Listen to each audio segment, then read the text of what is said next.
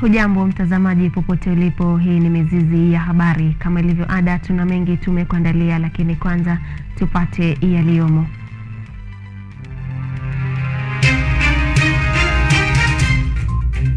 Waziri wa uchukuzi Kipchumba Murkomen aweka wazi makubaliano ya mkataba baina ya Kenya na China kuhusu SGR, hisia mseto zikiibuka. Rais William Ruto na kiongozi wa upinzani Raila Odinga wazuru Misri kwa kongamano la Umoja wa Mataifa kujadili mabadiliko ya tabia nchi. Serikali ya Ethiopia na vikosi vya Tigray vyakutana jijini Nairobi, Rais mstaafu Uhuru Kenyatta akiongoza mkutano wa kurejesha amani.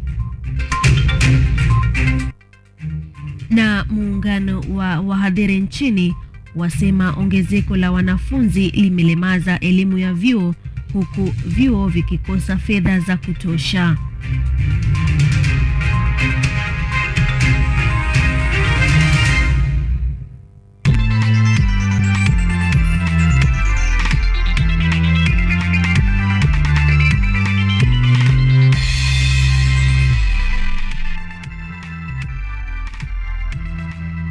Karibu sana mtazamaji kwa taarifa hizi kikamilifu. Mimi ni Caroline Kimwele na mtangazaji kwa lugha ishara ni Makrin Achieng.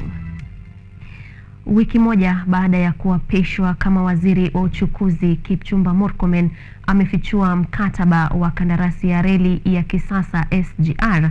Murkomen amefichua masharti ya mkataba kati ya serikali ya Kenya na benki ya Exim ya China pamoja na maelezo ya reli ya SGR iliyogharimu serikali shilingi bilioni 670. Mkataba kati ya Kenya na Uchina wa kandarasi ya ujenzi wa reli ya SGR ulitiwa saini mnamo mwezi Disemba mwaka 2014 na Rais mstaafu Uhuru Kenyatta. Kupitia mkataba huu, serikali kwa ushirikiano na taifa la Uchina iliweza kujenga reli ya kisasa ya SGR.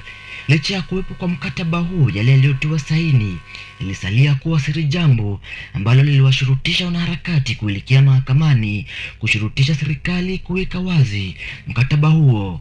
Licha ya mahakama kuagiza serikali kuweka wazi maelezo ya ripoti hiyo, agizo hilo lilipuuzwa na serikali. Hatimaye maelezo ya mkataba huo yamewekwa wazi na waziri wa uchukuzi Kipchumba Murkomen, ambaye kupitia mtandao wake wa kijamii wa Twitter ameelezea namna makubaliano hayo yalifanyika na namna deni hilo litakavyolipwa. Nikinukuu, China ilikopesha Kenya shilingi bilioni 191 kwa riba ya 2% kila mwaka na ada ya kujitolea ya 0.25. Watu ushuru walilipa kodi ya usimamizi ya dola milioni 4 kwa siku 30 baada ya kusainiwa kwa kandarasi. Kulingana na kandarasi ya SGR, mkopo huu utalipwa kwa muda wa miaka 20 ambao ni sawa na miezi 240 na kipindi cha miaka 7 sawa na miezi 84 kutimiza kulipa deni hilo. Kenya ilipaswa kulipa kiasi hicho katika kipindi cha miezi 156 sawa na miaka 13 na ilipaswa kutenga 42.06 ya mapato ya usafiri wa SGR kulipa mkopo huo. Kwa reli ya tawi la Nairobi hadi Naivasha, Kenya ilitia saini kandarasi ya dola bilioni 1.2 katika kituo cha mkopo cha miaka 20. Kenya inatakiwa kulipa dola milioni 137.59 kama ada ya bima. Kulingana na waziri Murkomen, maelezo ya kandarasi hiyo yatawasilishwa bungeni. Hata hivyo, maelezo ya kandarasi ya bandari ya Mombasa na mali nyingine ya shirika la bandari ya Kenya hayakuwepo. Jeff Mwangi, runinga ya KU. Muungano wa wahadhiri wa vyuo WASU umetoa taarifa kwa vyombo vya habari ukiangazia mgogoro wa fedha katika vyuo vikuu vya umma, swala kuu likiwa ni ongezeko la wanafunzi katika vyuo hivi, huku onyo likitolewa kuhusiana na kuathirika kwa elimu ya juu kutokana na ukosefu wa fedha.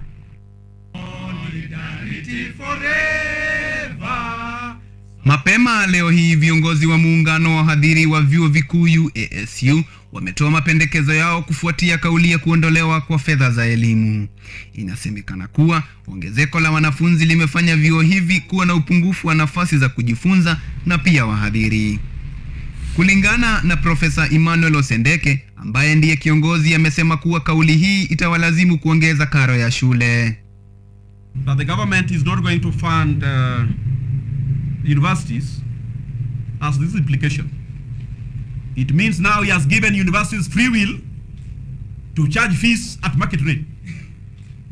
That is the implication. Emmanuel pia amesema kuwa wazo hilo si la haki, akisema kuwa serikali haijaweza kutoa fedha inavyostahili na imewalazimisha kupata huduma kwa mikopo.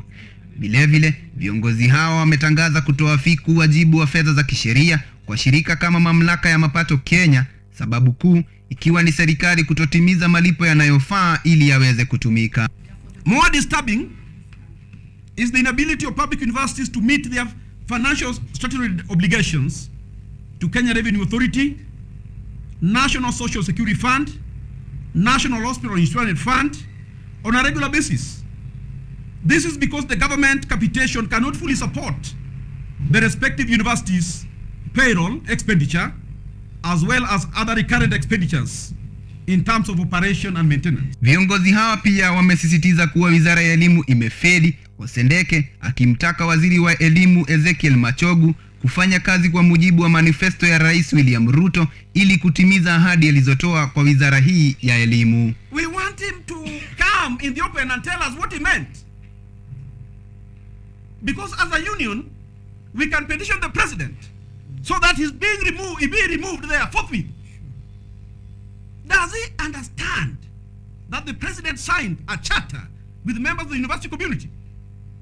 Mvutano huu kati ya Wizara ya Elimu na muungano wa wahadhiri wa vyuo vikuu umekuja siku chache baada ya swala sawa na hilo kuibuka. Swala hilo likiwa kuondolewa kwa fedha za HELB kwa wanafunzi na ambalo limezoa kauli nyingi kutoka kwa Wakenya.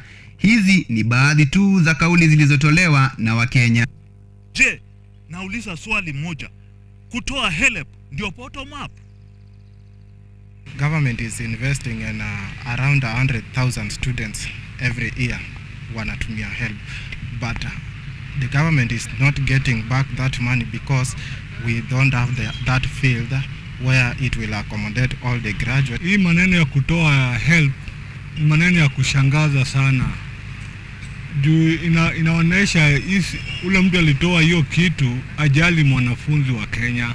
Wazazi watagaramika zaidi kutokana na hatua ya kuondolewa kwa fedha za elimu katika vyuo vikuu vya umma. Edward Nyamu, KUTV. Asante sana Nyamu kwa kuandaa taarifa hiyo. Tukisonga mbele, viongozi mbalimbali wa kimataifa wamekongamana mjini Sharm el-Sheikh nchini Misri kuangazia na kutafuta suluhu kwa tatizo la mabadiliko ya tabia nchi ulimwenguni. Rais William Ruto ni miongoni mwa viongozi waliohudhuria. Rais Ruto ambaye ni mwenyekiti wa kamati inayowashirikisha viongozi wa bara la Afrika anatarajiwa kuhutubia kongamano hilo kwa niaba ya Afrika. Rais William Ruto ni miongoni mwa viongozi mbalimbali ulimwenguni waliohudhuria kongamano la nchi washirika linaloangazia athari za mabadiliko ya tabia nchi.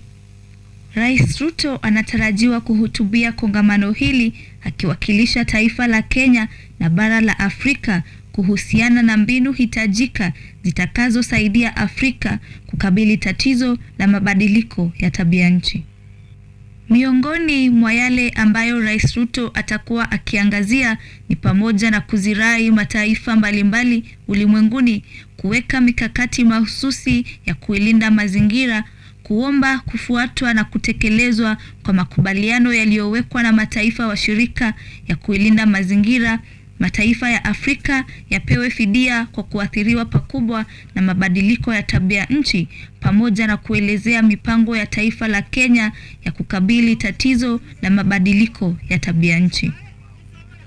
Ujio wa kongamano hili unajiri baada ya taifa la Kenya na pembe ya Afrika Mashariki kukumbwa na msimu mbaya zaidi wa kiangazi kwa muda wa miaka 40 iliyopita.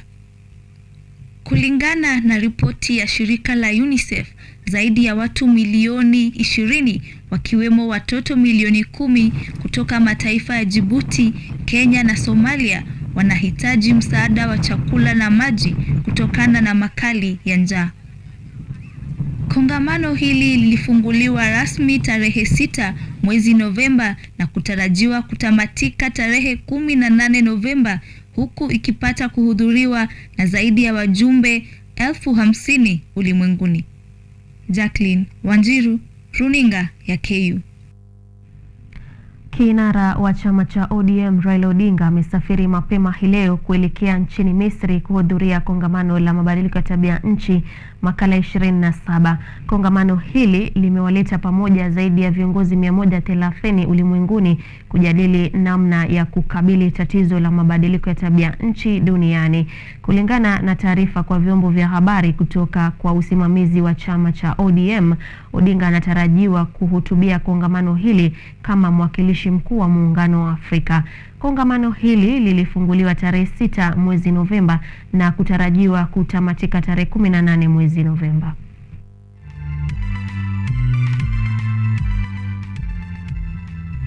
Na mazungumzo ya kurejesha amani yameanza kati ya serikali ya Ethiopia na vikosi vya Tigray ili kumaliza uhasama na mzozo uliopo baina ya pande hizi mbili unaoshukiwa kuua maelfu ya watu.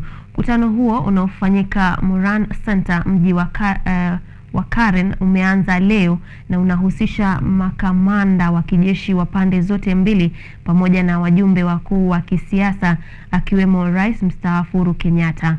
Masuala yanayotarajiwa kujadiliwa ni pamoja na jinsi ya kufuatilia makubaliano hayo na kuanza tena kwa upatikanaji wa misaada na huduma za msingi kwa jimbo la kaskazini mwa Ethiopia la Tigray. Wale wanaohudhuria mazungumzo hayo ni pamoja na wajumbe Umoja wa Mataifa ya Afrika na rais wa zamani wa Nigeria Olusegun Obasanjo na maafisa wa jeshi la Nigeria, Afrika Kusini na Kenya.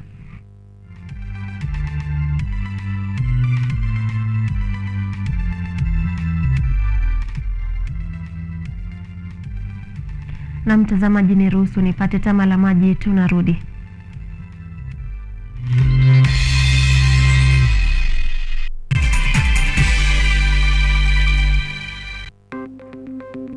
Maelfu na maelfu ya wahamiaji wakiwa na watoto kutoka nchi za Amerika ya Kati wanaendelea kuwasili kwenye mpaka kati ya Marekani na Mexico. The folks are going. Thank you very, very much. I appreciate it. Thank you. Ni habari kutoka pembe zote duniani. Pepopa si kufuku. Pepopa ni idea. Sazidi ananyonya, hanyonyi vizuri, anakuwa hayuko comfortable. Jeshi la Jamhuri ya Kidemokrasia ya Kongo linapambana na waasi wa ADF. Kwa sasa wanatoa wito kwa mashirika, makampuni na vile vituo vya uchukuzi. Mambo mengi yatakwenda kama yalivyopangwa. Hapa ni kuna mmoja wa viongozi wa chama cha wavuvi katika eneo hili. Zaidi tunajaribu kuwapa chanjo ili ina boost ama inanyanyua kinga ya mwili, ndio inaenda kupelekea kupambana na virusi. Ni duniani leo, Jumatatu mpaka Ijumaa, moja kwa moja kutoka VOA Swahili, Washington DC.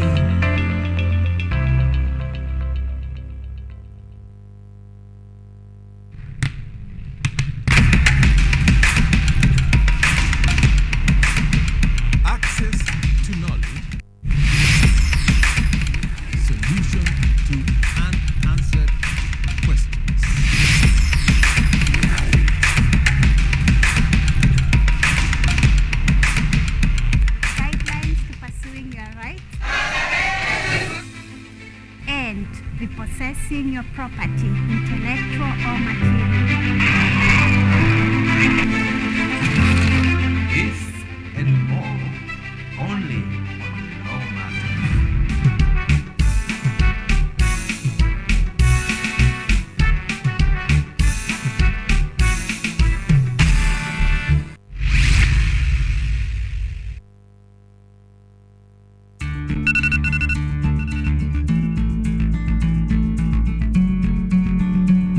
Taking medicine. Are you okay?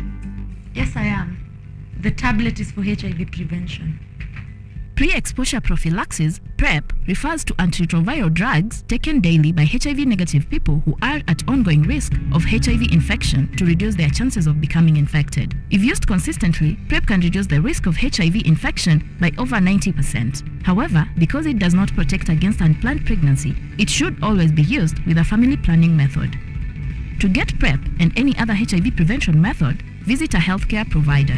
To talk to someone on PrEP, uliza NASCOP at 0800 724 848 or use direct line 0726 460 000 or 1190. This message is brought to you by the National Syndemic Disease Control Council.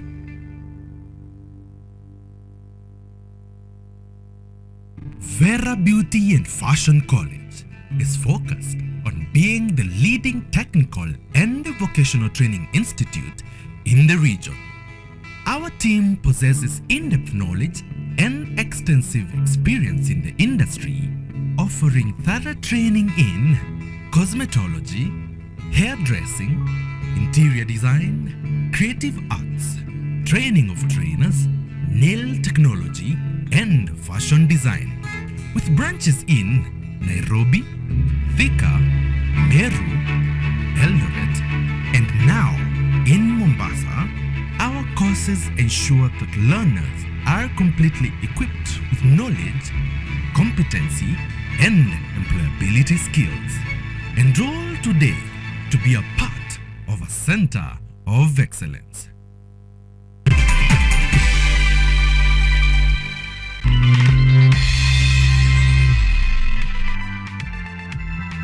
Shukran sana mtazamaji kwa kuendelea kutazama Mizizi ya Habari. Karibu tuendelee.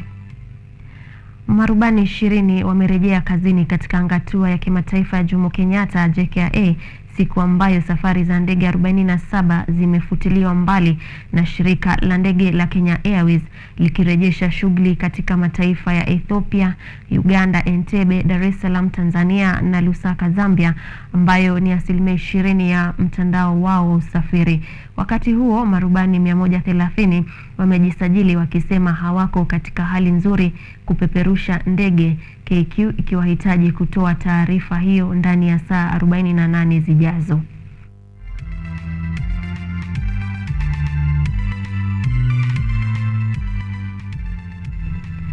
Jopo kazi lililopewa jukumu la kutathmini malundo ya madeni ya serikali ya kaunti ya Murang'a limependekeza kulipwa kwa sehemu ya deni la shilingi milioni 646.9. Kamati hiyo ya wanachama 11 iliyoundwa Septemba tarehe 16 na gavana Irungu Kang'ata ilipokea malilio 516 ya madeni ya shilingi bilioni 2.47 na kupendekeza kulipwa kwa wadeni 176. Naibu mwenyekiti wa kamati hiyo Caroline Njoroge amesema wameshauri malipo hayo yatekelezwe ndani ya miaka 4 kuanzia Disemba mwaka huu.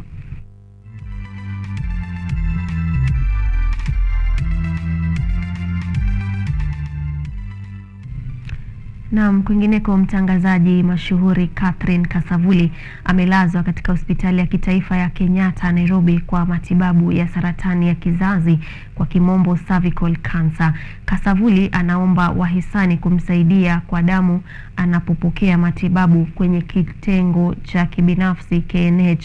Kasavuli alibatizwa lakabu ya Malkia wa Runinga ama ukipenda TV Queen, na amekuwa kidedea katika utangazaji wa runinga tangu mwaka wa 1980 kabla ya kustaafu mwaka 2005 na kurejea tena hewani mwaka 2020 katika runinga ya KBC.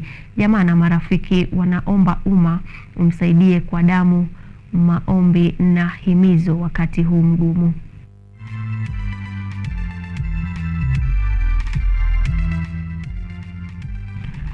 Kenya ni kati ya mataifa 8 yaliyochaguliwa kufaidika na mradi wa shirika la Umoja wa Mataifa kuhusu elimu, sayansi, utamaduni na mawasiliano UNESCO wa kurejesha udhabiti katika sekta ya utalii baada ya athari za janga la homa ya corona, huku ujuzi wa mradi huu ukianzishwa katika kaunti za Mombasa na Lamu hii leo ili kuwanufaisha wawekezaji na wafanyakazi katika sekta hiyo.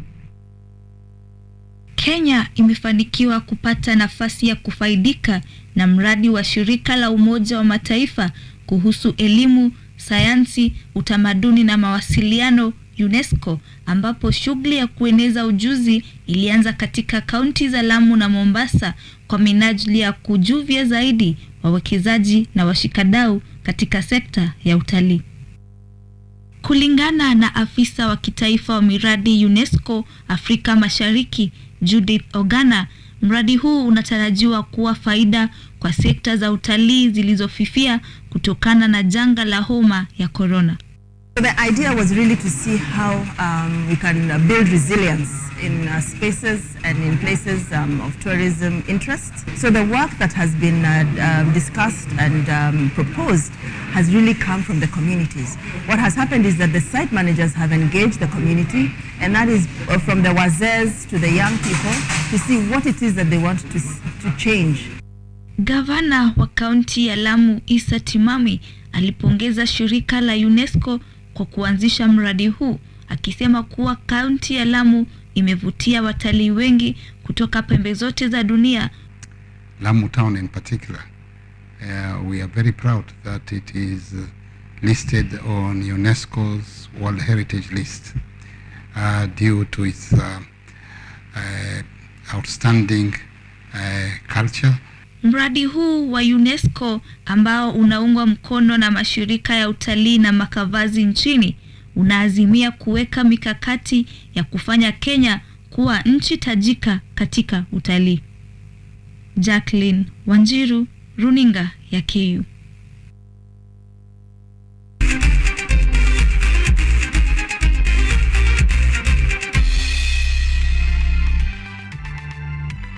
Mchezaji wa timu ya gofu ya Thika David Karuma alinyakua ushindi kwenye makala ya mwaka huu ya mashindano ya gofu baada ya kukamilisha dimba hili kwa alama 41. Nyota huyu alitwaa ubingwa kumbwaga David Mwangi aliyeibuka wa pili na alama 39. Wakati huo huo, Linda Kenywa alipata ufanisi katika kitengo cha wanawake baada ya kujinyakulia alama 38. Kwingineko, Anthony Moura na Ann Kanyori walitawala kwenye ulingo wa masafa marefu katika vitengo vya wanaume na wanawake mtawalia.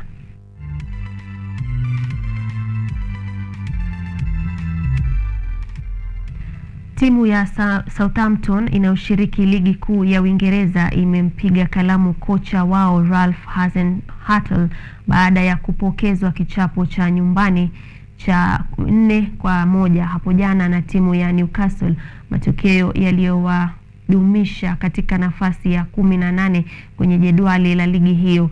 Southampton walitoa ushindi wao wa mwisho tarehe 19 Oktoba dhidi ya Bournemouth, ambao ndio ushindi wao wa pekee kwenye mechi za mwisho 9 walizoshiriki.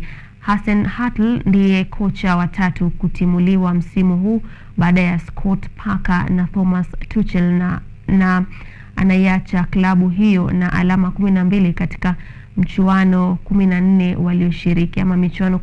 walioshiriki.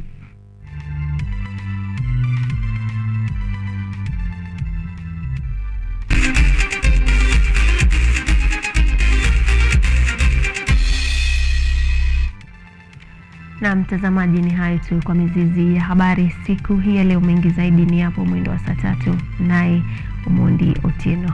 Umekuwa nami Caroline Kimwele, na mtangazaji kwa lugha ishara amekuwa ni Makrin Acheng. Masalamu.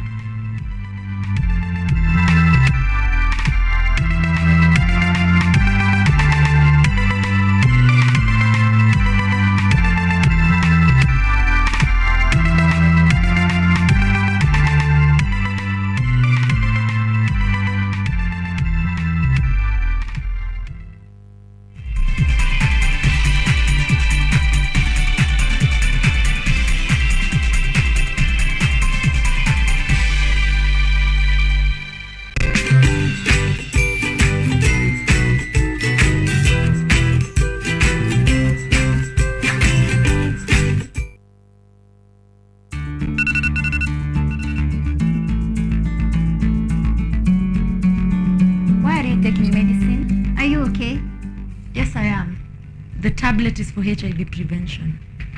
Pre-exposure prophylaxis, PrEP, refers to antiretroviral drugs taken daily by HIV-negative people who are at ongoing risk of HIV infection to reduce their chances of becoming infected. If used consistently, PrEP can reduce the risk of HIV infection by over 90%. However, because it does not protect against unplanned pregnancy, it should always be used with a family planning method.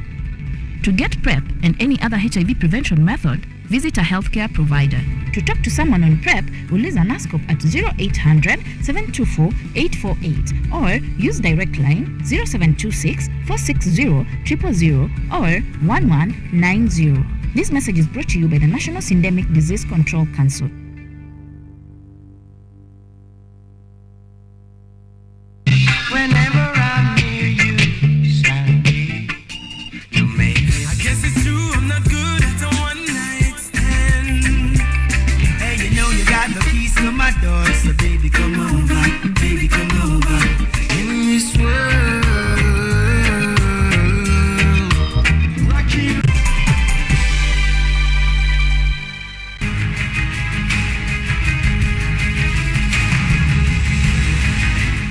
Kutoka Washington DC, Marekani, makao makuu ya Sauti ya Amerika VOA. Hii ni Duniani Leo. Hujambo na karibu. Mimi naitwa Kenneth Bwire. Tuanze na muhtasari. Wapiga kura Marekani wanaelekea kwenye debe kuamua nani atachukua udhibiti wa bunge kati ya Wademokrat na Warepublican katika uchaguzi wa katikati ya muhula. Katibu mkuu wa Umoja wa Mataifa ameonya kwamba dunia itaangamia kutokana na mabadiliko ya hewa iwapo hatua hazitachukuliwa. Na maombi maalum yamefanyika kwa ajili ya watu waliofariki kutokana na ajali ya ndege Bukoba, Tanzania. Katibu mkuu wa Umoja wa Mataifa Antonio Guterres amewaambia viongozi kutoka nchi mbalimbali katika kongamano kuhusu mabadiliko ya hali ya hewa COP27 nchini Misri kwamba wanastahili kufanya kazi kwa pamoja au kizazi kijacho kitaangamia kutokana na mabadiliko ya hali ya hewa. Katika hotuba yake iliyojaa ushawishi, Guterres amewaambia viongozi hao wanaokutana katika mji wa Sharm el-Sheikh kwamba ubinadamu una maamuzi ya kufanya na ambayo ni kushirikiana au kuangamia. Kongamano hilo linafanyika wakati ulimwengu unakumbana na athari za vita vya Russia nchini Ukraine, mfumuko wa bei na uhaba wa mafuta.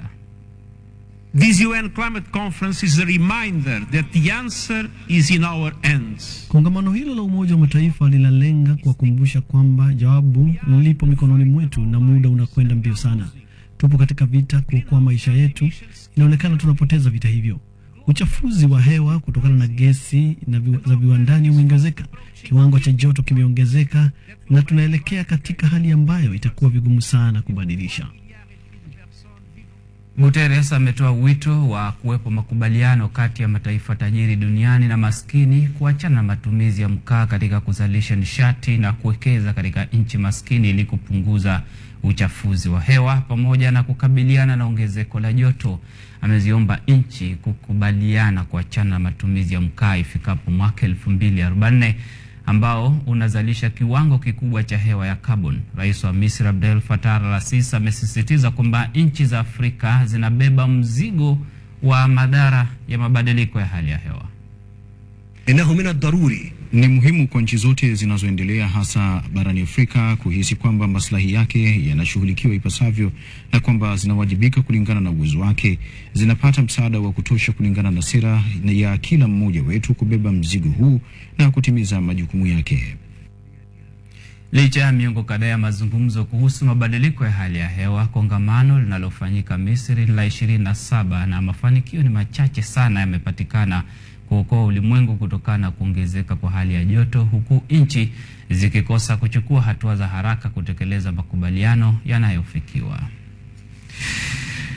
Mkuu wa shirika la biashara duniani WTO Ngozi Iwonjo-Iweala amesema kwamba masuala ya biashara yamechangia katika uzalishaji wa hewa chafu ya carbon, lakini akaeleza kwamba ripoti mpya ya shirika hilo inakadiria kwamba hatua ya kuondoa vizuizi vya kibiashara ili kuweka mazingira mazuri ya kufanya biashara ya nishati inaweza kuimarisha biashara na kupunguza uzalishaji wa hewa chafu.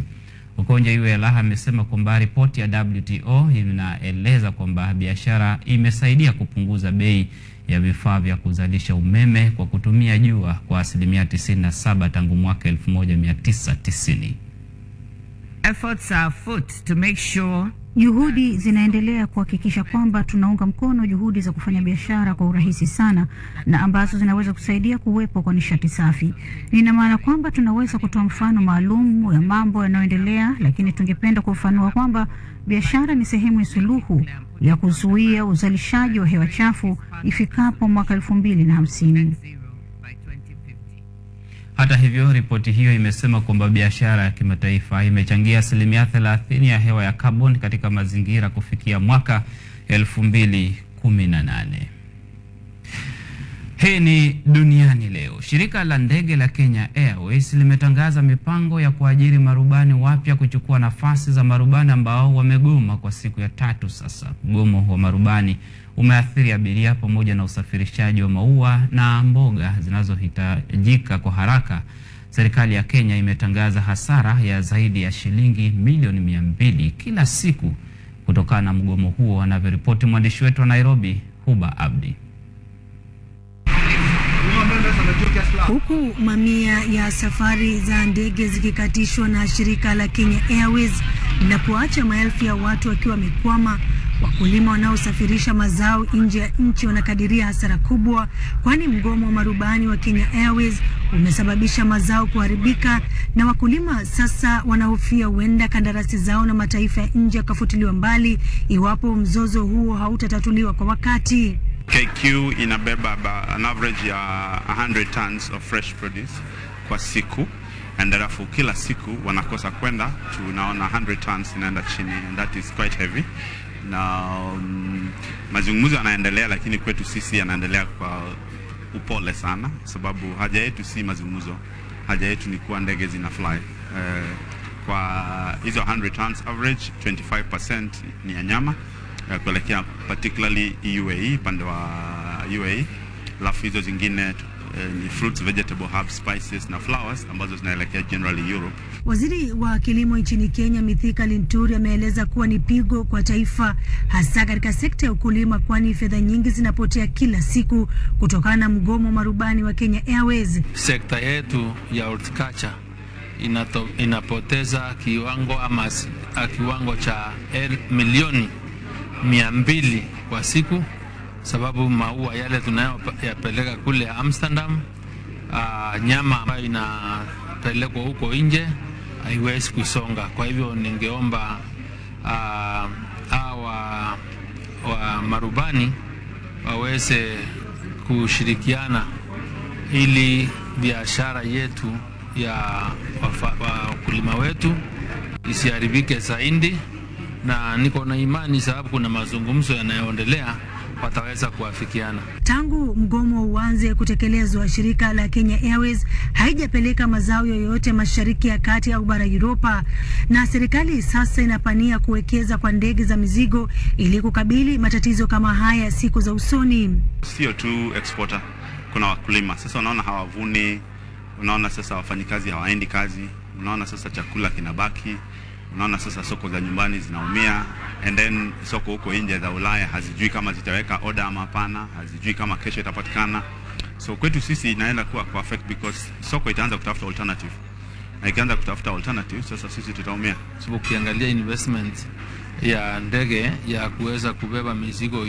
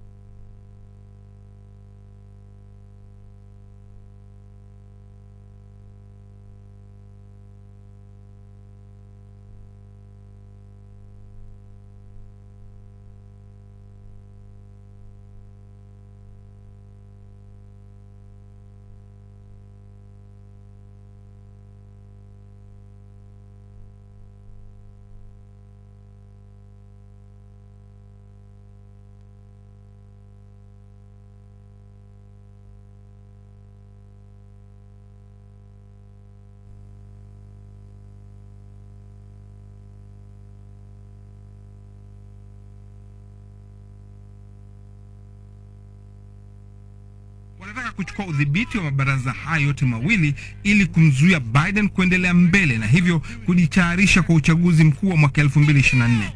Lakini chama hicho cha Republican kinajikuta katika njia panda kutokana na sauti kuu ya rais wa zamani Donald Trump ambaye ana wagombea wake wanaotilia shaka mfumo wa uchaguzi na kusababisha mgawanyiko kwenye chama. Chini ya Biden, Pelosi na Schumer na bunge linaloshikiliwa na Wademokrat wenye itikadi kali za kushoto, jimbo lenyewe litaharibiwa kabisa. Nchi yetu inaharibiwa. Biden na wenda wazimu wa kushoto wanaongoza vita dhidi ya utajiri wa nishati wa Pennsylvania, wanaharibu ajira, wanaharibu miji ya Pennsylvania na kusababisha hali ngumu ya maisha ya wakazi wa jimbo hili kutokana na bei za juu za bidhaa na uhali wa maisha. Ujumbe huo wake unawafikia wafuasi wake sugu, na jimbo la Texas na ripotiwa ni mojawapo lenye watu wengi wanaogombania viti vya bunge wasioamini mfumo wa uchaguzi, ingawa hakuna ushahidi wote kumekuwepo na kasoro au wizi wa kura. Carmen Maria Montiel ni mojawapo wagombea kiti cha baraza la wakilishi kutoka Texas ambao hawana imani na mfumo wa uchaguzi. Ile ninachowaambia watu ni kwamba wanabidi kujitokeza kwa wingi kupiga kura. Hiyo ndio njia pekee tunaweza kupambana na wizi na kujitokeza kwa wingi. Bruce Sherbet, msimamizi wa uchaguzi wilaya ya Collins huko Texas, anasema kuna shida kubwa ya imani na mfumo wa uchaguzi wa Marekani hivi sasa. Kwa kweli kuna tatizo la imani miongoni mwa baadhi ya watu wetu kuhusiana na utaratibu wa uchaguzi. Na njia bora kabisa kukabiliana na hilo ni kufanya kila kitu kwa uwazi kabisa, kuonyesha jinsi utaratibu unavyolindwa na kujibu maswali yote yanayohusiana na utaratibu huo. Kulingana na uchunguzi wa maoni, wapiga kura wengi wanasema hawajali maneno yanayotolewa na viongozi wao kwa wakati huu. Kilicho muhimu kwa wao ni vipi kukabiliana na ughali wa maisha na kupanda sana bei za chakula na hali ngumu ya uchumi.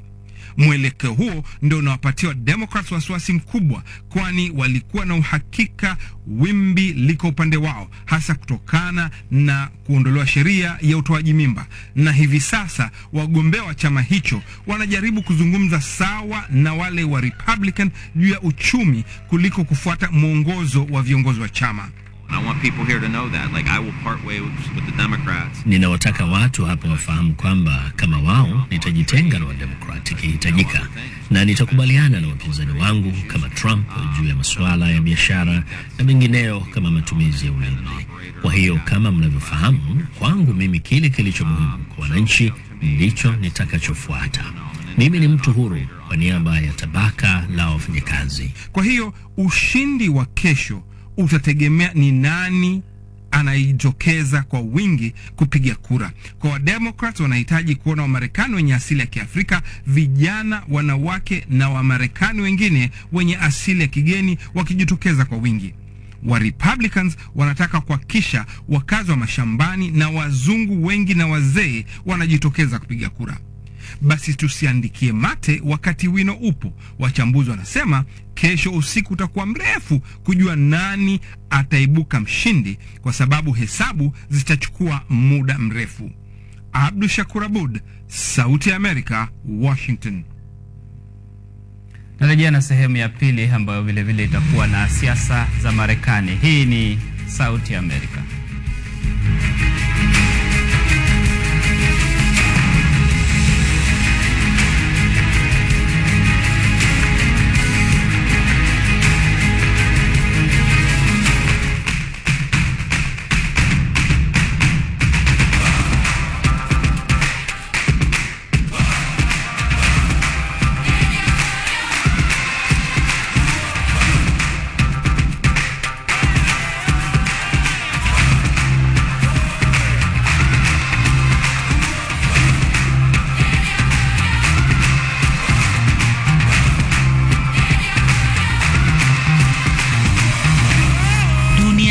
Inakuletea habari mbalimbali kutoka pande zote duniani kila siku kuanzia Jumatatu mpaka Ijumaa.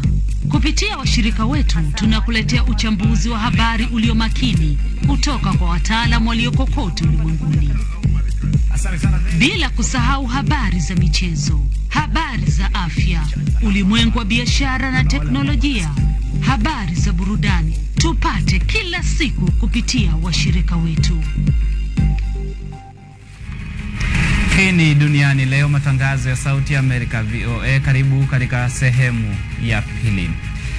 Uchaguzi wa kati ya muhula nchini Marekani utabainisha kama Wademokrat wataendelea kudhibiti baraza la wawakilishi na Senate au wa Republican watadhibiti mabaraza hayo mawili.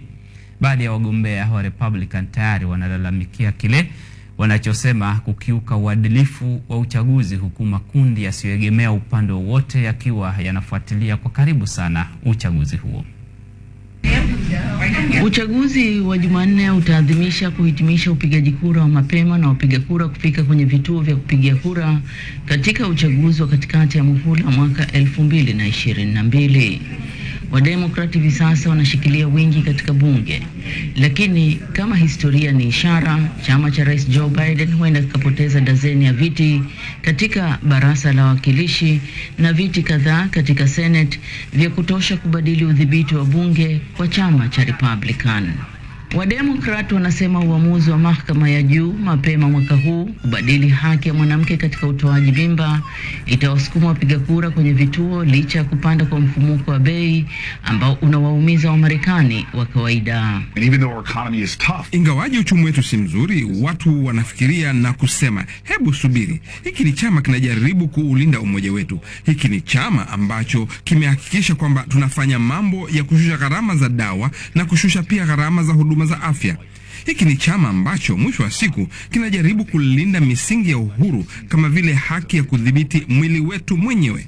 Kwa hivyo nadhani huu ni msimu mgumu wa uchaguzi. Ni uchaguzi wa katikati ya mhula, lakini bado naona njia iko upande wetu kuendelea kulidhibiti baraza la Senate. Baadhi ya wagombea wa Republican wamefanya swala la uadilifu katika uchaguzi huu ni kiini cha kampeni zao, wakishikilia madai ya uongozi wa rais wa zamani Donald Trump kwa uchaguzi wa mwaka 2020 uliibiwa.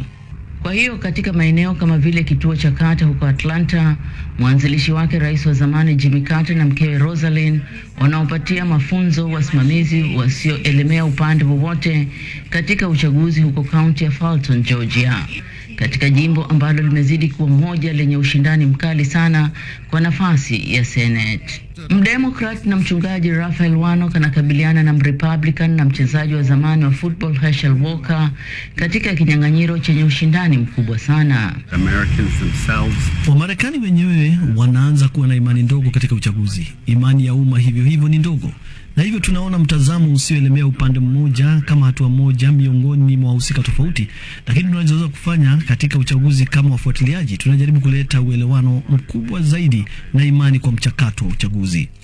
Kwingineko huko Pennsylvania, Wademokrat wameona uongozi wa mapema ukitoweka wakati ushindani wa Senate kati ya Mdemokrat Lieutenant Governor John Fetterman na Dr. mashuhuri Mehmet Oz anayeungwa mkono na wa Republican wa Trump yuko karibu sana kuliko ilivyokuwa miezi kadhaa iliyopita. Rais Biden aliwaambia wanahabari huko San Diego kwa ana imani kuhusu nafasi za Wademokrat katika uchaguzi huu, lakini wa Republican wanasema wanaiona njia ya ushindi ni nyeupe. This is going to be a wake-up call to President Biden, and I hope he answers it. Hii itamwamsha Rais Biden. Nina matumaini atajibu, kwa sababu kilichotokea katika kipindi cha zaidi ya miaka miwili iliyopita kimesababisha matatizo mengi nchini Marekani. Nina matumaini kwamba Rais Biden anaona kile ambacho Marekani watakachokisema kwake Jumanne, ambapo atasema hatufurahishwi, tunahitaji ajenda tofauti. Nadhani kuwa bunge ambalo litadhibitiwa na wa Republican na baraza la Senate pia ambalo litaongozwa na wa Republican yatafanya kazi kutekeleza ahadi walizotoa, na nina matumaini Joe Biden anasikiliza. New York Times inaripoti kwa zaidi ya wapiga kura milioni 32 tayari wamepiga kura zao ilipofika Alhamisi. Baadhi ya kura haziwezi kuhesabiwa mpaka usiku wa siku ya uchaguzi. Khadija Riami, VOA, Washington. Watu 19 waliofariki katika ajali ya ndege iliyoanguka katika ziwa Victoria, Bukoba, Tanzania wamefanyiwa sala ya mazishi hii leo. Ndege ya Precision Air iliyokuwa inatoka Dar es Salaam ilianguka katika ziwa Victoria Jumapili asubuhi ilipokuwa inajaribu kutua katika uwanja wa ndege ulio mjini Bukoba, kaskazini magharibi mwa Tanzania. Polisi wamesema kwamba ajali hiyo imesababishwa na hali mbaya ya hewa. Waziri Mkuu wa Tanzania Kassim Majaliwa alikuwa miongoni mwa watu waliohudhuria maombi kwa ajili ya waliofariki dunia yaliyofanyika katika uwanja wa michezo wa Kaitaba mjini Bukoba. Televisheni kadhaa nchini Tanzania zimeonyesha maombi hayo moja kwa moja. Watu 24 waliookolewa kati ya 43 waliokuwa kwenye ndege hiyo PW494. Wachunguzi kutoka shirika la ndege la Precision na kutoka mamlaka ya safari za ndege Tanzania wameanza uchunguzi wa kina kuhusu ajali hiyo. Mwanamuziki maarufu Afrika Mashariki Ali Kiba anataka wanamuziki wenzake kuimba nyimbo, kurekodi video na kucheza kwenye majukwaa ya tamasha kwa hali ambayo haitaathiri fikra na tabia za watoto, kizazi kijacho, mila au tamaduni katika jamii. Kiba anahisi kwamba baadhi ya video zinazorekodiwa na wasanii wenzake zinavunja mila na kupotosha jamii kimaadili. Alikuwa akizungumza katika mahojiano ya Sauti Amerika. Yes, kama ulivyosema, msanii ni kioo cha jamii. Kuna vitu ambavyo tunajisahau sometimes tunafanya kwa kuiga tamaduni za sehemu nyingine ambazo wenzetu tayari walishapita huko, walishavuka na wana culture yao. Sisi culture yetu tunatakiwa tulinde utamaduni wetu na kuutangaza, kwa sababu kuna watu wanatuangalia. Na kama unavyoona sasa hivi maisha yana change, dunia imekuwa kama kijiji. Unaweza kumwangalia Ali Kiba ukiwa Afrika, lakini mimi niko Voice of America sasa hivi. Kwa kupitia simu yako tu unafanya hivyo, unaangalia, unaingia tu pale Swahili, Voice of America Swahili, si ndio?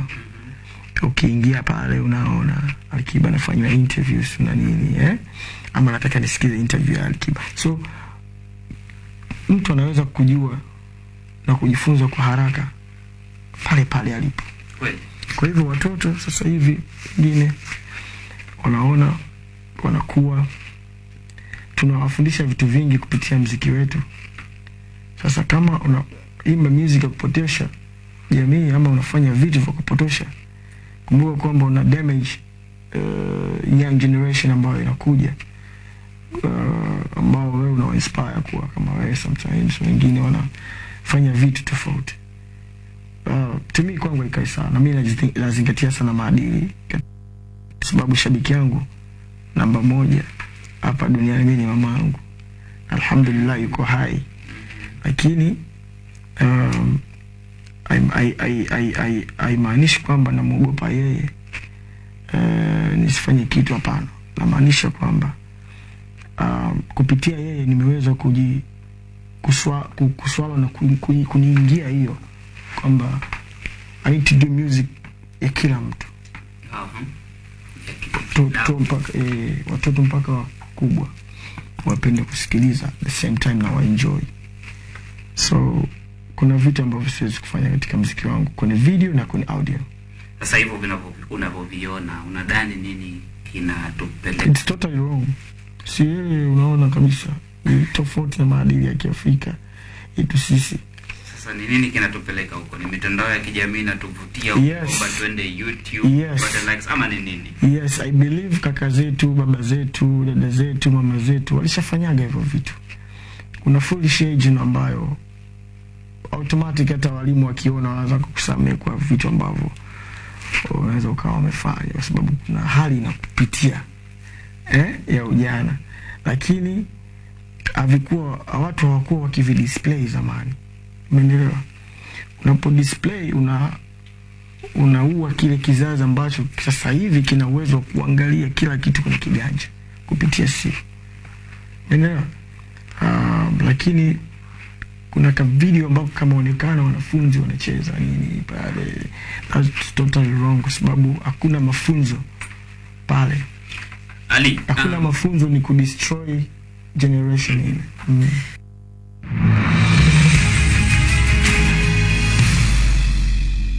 Haya, tuelekee katika spoti na Idi Ligongo.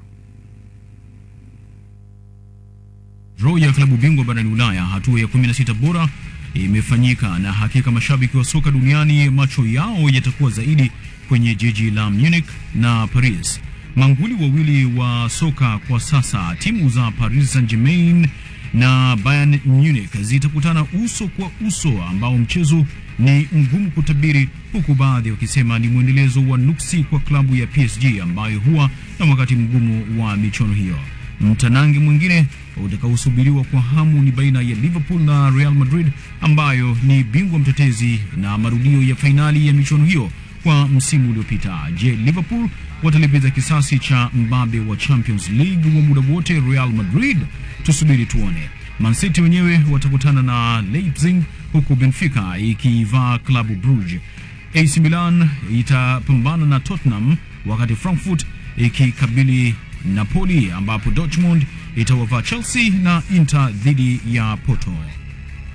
Licha ya mazingira magumu ya hali ya hewa, Wakenya Evans Chebet na Sharon Lokedi hawakushindwa kushinda New York Marathon iliyofanyika Jumapili baada ya mkimbiaji kutoka Brazil Daniel do Nascimento kuzimia katika mbio hizo. Do Nascimento alikuwa na kasi nzuri na alikuwa akiongoza kwa dakika 2 mpaka katikati ya marathon kwa wanaume, lakini alizimia baada ya kukimbia maili 20 na kuwafanya polisi wa jiji la New York NYPD kwenda kumsaidia kwa haraka. Waandaaji hawakueleza sababu zilizomfanya akutwe na jambo hilo. Tukirudi kwa Chebet ambaye alishinda marathon ya Boston na aliandikisha muda wa saa 2 dakika 8 na sekundi 41 na kutoa ubingwa huo wa New York Marathon.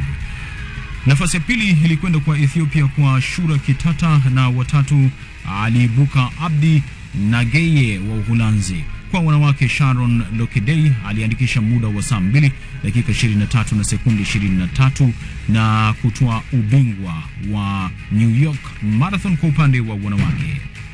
Licha ya kuaga rasmi mashabiki wa Barca na kustaafu, Gerard Pique alifanya mazoezi na timu yake ambayo inasafiri kwenda Osasuna kukipiga na timu hiyo kesho kabla ya kwenda kwenye mapumziko ya kupisha kombe la dunia. Barcelona ilifunga Almeria siku ya Jumamosi katika mchezo ambao ulimuaga beki wake wa muda mrefu Jerry Pique ambaye amedumu klabuni hapo kwa miaka 15 na kucheza mchezo wa 616 siku hiyo ya Jumamosi. Baada ya mchezo aliwaga rasmi mashabiki 92,000 waliofika katika dimba la Camp Nou ambalo ndio dimba ama uwanja mkubwa zaidi wa soka barani Ulaya, na kuahidi kwamba atarejea tena. Siku za nyuma amewahi kusema siku moja anataka awe rais wa klabu hiyo ya Catalunya. Ni hayo tu katika michezo. Mimi ni Idi Ligongo. Na mimi ni Kenneth Bwire, nikutakie jioni tulivu.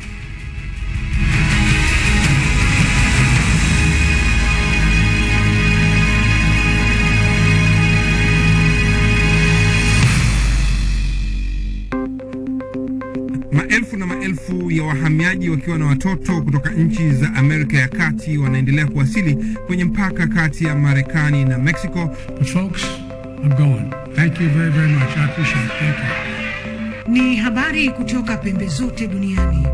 Pipopa si kukufuku. Pipopa ni idea. Sazidi ananyonya, hanyonyi vizuri, anakuwa hayuko comfortable. Jeshi la Jamhuri ya Kidemokrasia ya Kongo linapambana na uasi wa ADF. Kwa sasa wanatoa wito kwa mashirika, makampuni na vilevile vituo vya uchukuzi. Mambo mengi yatakwenda kama yalivyopangwa. Hapa ni kuna mmoja wa viongozi wa chama cha wavuvi katika eneo hili. Zaidi tunajaribu kuwapa chanjo ili ina boost ama inanyanyua kinga ya mwili, ndio inaenda kupelekea kupambana na virusi. Ni duniani leo, Jumatatu mpaka Ijumaa, moja kwa moja kutoka VOA Swahili, Washington.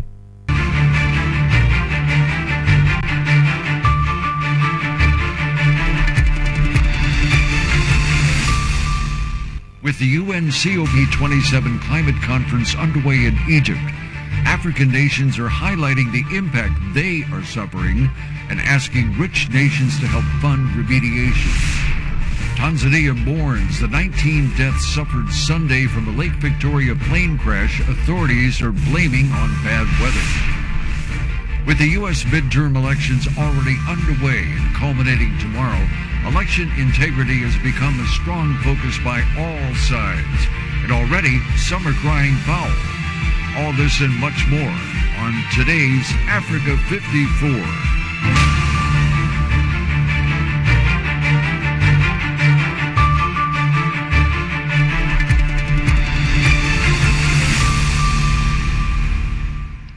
The United Nations Climate Conference is underway in Egypt, and climate experts and those involved in negotiations have outlined their aspirations for COP27.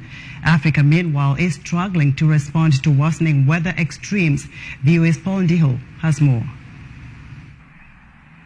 More than 30,000 delegates, including representatives from 200 countries, are gathering for COP27. Discuss in detail ways to slow climate change and help those already feeling its impact. A group of young climate campaigners from Africa and France met with French President Emmanuel Macron on the sidelines of COP27 summit in Egypt. So I wanted to be able to hear you out. You tell me what is important for you, if you have any questions, but also your messages.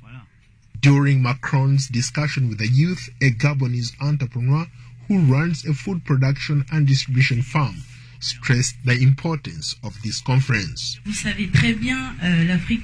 You know very well that Africa faces a real challenge in food sovereignty and especially food security. The agriculture sector is really vulnerable to climate change. Mr. President, desertification is worsening in certain regions, flooding in other regions, rising temperature, etc. And you probably know also that it's a sector essentially held by women in the rural areas. And so the challenge now is to be able to help these women to produce better, produce well, and especially to be resilient to climate change. Seni Nafo is the coordinator of the Africa Adaptation Initiative, which seeks to strengthen climate change collaboration and adaptation across the continent. When COPs move into the South, and especially in Africa, we're interested in concrete action. We want to see concrete action. We want to see enhanced action on the ground. So the first element to us is not to have more commitments, but to have transparency, accountability. Hyphen Njitega, coordinator of the Loss and Damage Collaboration, is working to ensure that the people living in developing countries have the needed support to address climate change and related loss and damage. We are hopeful that this COP is going to bring a change. Some successful COPs happened previously, so we are now thinking that even this one, since we call it COP implementation COP, we are hoping that it will also be a successful one. Ugandan youth activist Nyombi Morris arrived in Egypt for the COP27 climate summit with high hopes of being part of the campaign for environmental justice. I was so happy when they announced that COP will be in Africa, and I thought maybe we'll get a chance to be at the room where the negotiations are taking place. But today I can tell you I wasn't allowed to access the room. And so I'm like, why are we here? Are we here to write around, or we are here for negotiations? So my worry is, even in Africa today, the COP is in Africa, but we have not been given a chance to speak. This is the one. Analysts say Africa is home to some of the countries listed responsible for the planet heating emissions, but hardest hit by the onslaught of weather extremes. COP27 negotiation follows a year of wild weather disruptions worldwide, and Africa continues to suffer through deadly floods, storms, and drought. Paul Ndiho, VOA News, Washington. As we've mentioned, COP27 is underway in Sharm el-Sheikh, Egypt, as officials strive to help the people most devastated by climate change. Farmers not far from the conference discussions say help cannot come fast enough. VOA's Heather Murdoch reports from Istanbul. When Hudda Saad was a child here in Egypt's Nile Delta, the weather was moderate, and crops fetched prices high enough to make a comfortable living. Now the weather is hellish. In the daytime it is hot, and at night it is freezing. The plants are pinched by this weather. It is not good. This is the problem with farming now. The Nile Delta is Egypt's most important farming area. It is already suffering from rising seawater, robbing locals of valuable land. And as the UN Climate Conference, known as COP27, opened in Sharm el-Sheikh, Egypt on Sunday, leaders said they planned to focus efforts on getting funding in place to help people cope with extreme weather in the world's hardest hit places, which have seen unprecedented fires, floods, and storms this year. I particularly welcome the agreement of the parties to include a new agenda item on funding arrangements to respond to loss and damage. Leaders are expected to disagree on if or how rich nations should compensate poor countries for climate disasters. Officials say the talks' most critical goal is implementing the plans made in the 2015 Paris Agreement, which aims to limit global warming to 1.5 degrees Celsius by the end of the century. And although the rule book for how to do this has been established, according to delegates, most countries have not put forward comprehensive plans. The UN says now, more than ever, the consequences of inaction could be devastating, with deadly heat waves, rapidly rising seas, and melting glaciers threatening lives and livelihoods on every continent. For some people, it may be possible to adapt to new weather, says Saad in the Nile Delta, but not without resources. If the weather is beautiful, you will get nice crops, but if it's like this, the plants are ruined, and you can't find something to sell. Saad says other world crises are deepening the strain caused by climate change for poor families, like high prices on fertilizer and currency devaluation. Heather Murdoch, VOA News, Istanbul. French air accident investigators are deploying to Tanzania to assist in the investigation of a passenger plane crash which killed at least 19 people on Sunday. Technical advisors from the Franco-Italian plane maker which built the turboprop plane are accompanying the investigators to the scene. Dianto reports. At least 19 people died when a passenger plane crashed into Lake Victoria in North Tanzania on Sunday while trying to land at a nearby airport. That's according to authorities who gave the revised number after just 3 deaths were reported earlier. Flight PW494, operated by Precision Air, hit the water during storms and heavy rain. The wreckage could be seen almost fully submerged as rescuers in boats rushed to pull out trapped passengers. This rescuer said water surged in after the emergency door was opened, making it difficult for people to escape the plane. Prime Minister Kassim Majaliwa visited the crash site and said authorities were trying to figure out who was missing from the list of passenger names. Precision Air said the plane was carrying 39 passengers, including an infant, as well as 4 crew members. The 2 pilots initially survived the crash and were in touch with rescue workers from the cockpit, authorities said, but they later reported their oxygen supply was dwindling and had died by the time rescuers reached them. The 2 flight attendants survived. CEO Patrick Wanry said the airline has set up family assistance centers to provide information and will continue to offer support to the victims and their families. Tanzania's largest privately owned airline said in a statement the plane left the commercial capital Dar es Salaam and crash-landed just before 9 a.m. local time Sunday as it was approaching Bukoba Airport. Diane Tove, Reuters filed that report. The Ethiopian government and Tigrayan forces have established a telephone hotline following last week's peace agreement. Meanwhile, representatives of Ethiopia's government and forces from Tigray are meeting in Kenya Monday to discuss how to begin implementing the ceasefire, with the talks in Nairobi expected to last 3 or 4 days. An official familiar with the talks says the hotline will address any flare-ups in fighting and coordinate disengagements with both sides, recognizing the challenge of fully communicating with all their units to stop fighting.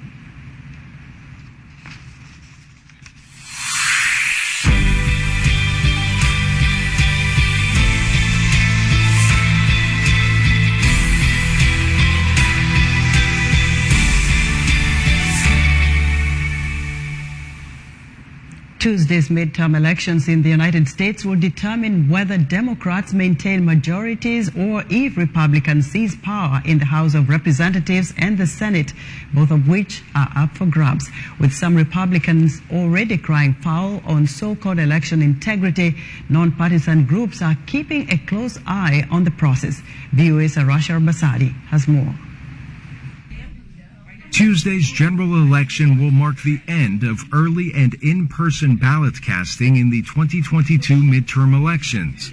Democrats currently hold thin margins in Congress, but if history is any indicator, President Joe Biden's party could lose dozens of seats in the House of Representatives and a handful in the Senate, enough to flip control of Congress for the Republican Party.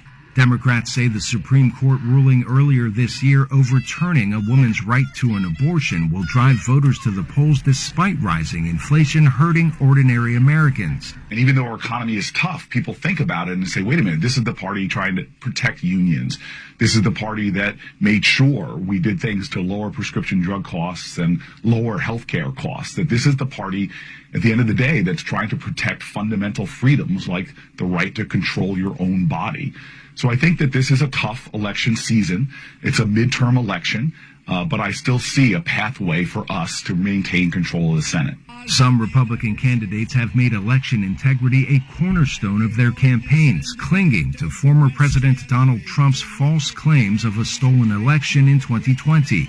So places like the Carter Center in Atlanta, founded by former President Jimmy Carter and his wife Rosalind, train nonpartisan observers to monitor elections in Fulton County, Georgia, in a state that has increasingly become one of the tightest races for Senate.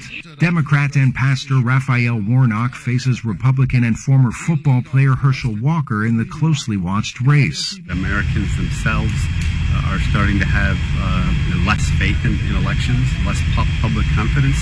And so we view nonpartisan observation as one step among many by different actors, but that we can do as election observers to try to bring more understanding and confidence to election processes.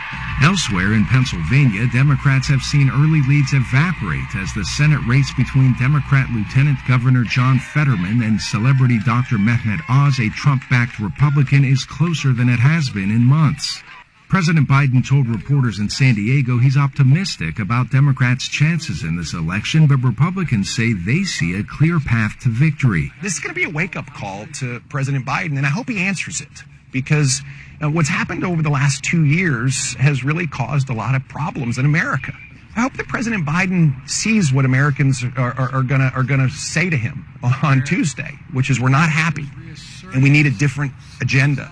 And I think that a Republican-led House and a Republican-led Senate are going to work to deliver on promises made, and I hope Joe Biden listens.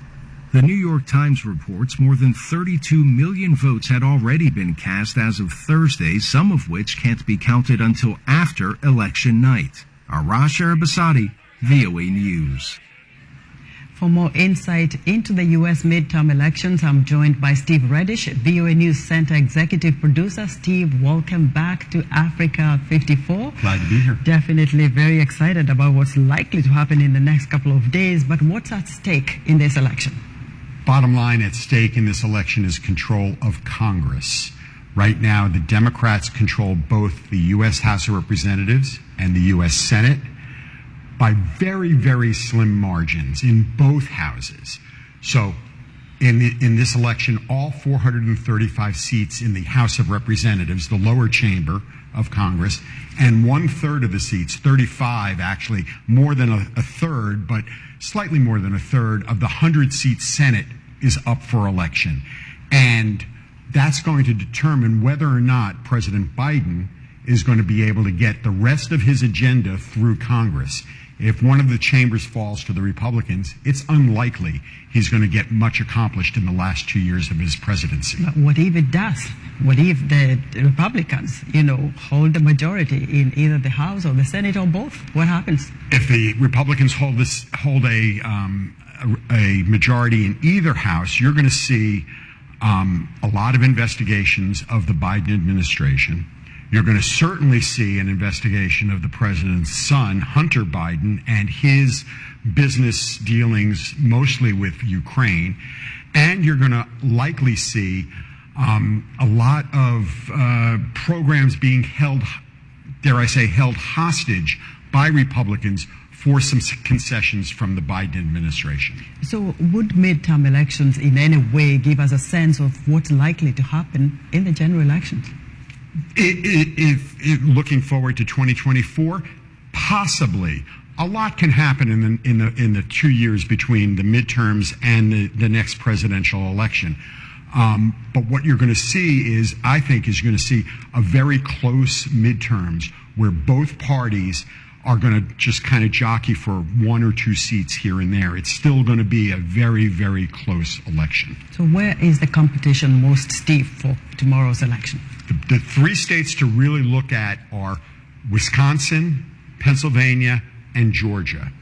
If whichever party takes 2 of those Senate seats will determine whether or not that party has control of the U.S. Senate. Steve, you know this stuff. I will get you right back here after the election takes place tomorrow. Steve Reddish is VOA executive producer for VOA News Center. Now, as Americans vote in Tuesday's midterm elections, Zambians are following the elections with a focus on the geopolitical implications and how the outcome of the elections will shape U.S. foreign policy towards Zambia. Daniel Tonga has more from Lusaka, Zambia. The upcoming midterm elections in the U.S. are telling of how America still exerts influence beyond its borders.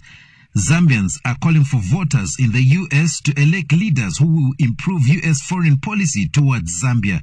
Relations between America and Zambia under former president of Zambia, Edgar Lungu, were bumpy on many fronts, including human rights.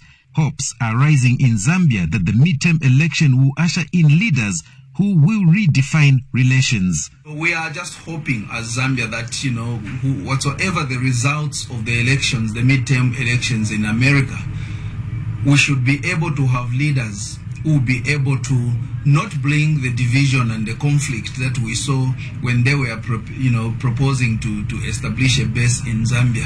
So Zambia is looking forward to the leadership that will respect the sovereignty of this country and the leadership that will be able to engage Zambia and not impose policies that definitely are rejected by the sovereign citizens of this country. But to some people, the midterm elections will not signal any change in foreign direction, as core principles of human rights, good governance and democracy hardly change in the U.S. We do not see a Republican midterm Congress outcome in the event that it does come to that.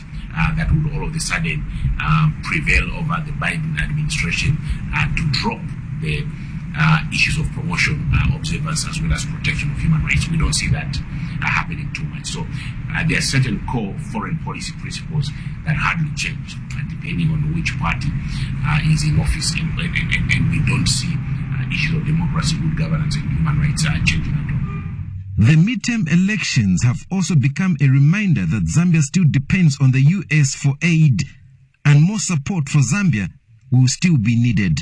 We want them to continue with the support, especially on us here in Africa, because we are not a monopoly, as a country ourselves, first of all. And we want to tell you that Africa depends on other people, and the U.S. is one of them. We have been in a very good friendship with them, and we want them to go in there and build up, in fact, increase more funding. America's democracy remains a best model to follow, and concerns over how Democrats and Republicans will shape economic and political issues in the House will be closely followed by Zambians. We are living in a global village. What is favoring Americans should also favor Africans here. So, which is not happening. We pray that they will elect leaders in parliament that have a focus on Africans, those that will relate very well with Africans, not segregating.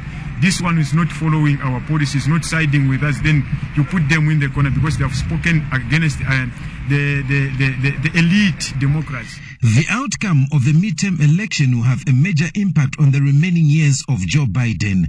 But for Zambians, the primary concerns still remain closer to home: the need to redefine U.S. foreign policy and more aid to Africa.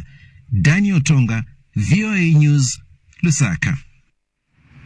As U.S. voters cast their ballots, many candidates of African descent are running for elected office. And joining me now is one such candidate, Adeoye Oye Owolewa, a Nigerian-American and current U.S. shadow representative for the District of Columbia. Oye, welcome to Africa 54. Thank you for having me. It's always good seeing you. Now look, you are already the current U.S. representative for D.C., and so you're running for a second term. What do you hope to do that you didn't do in this first term that you're already holding?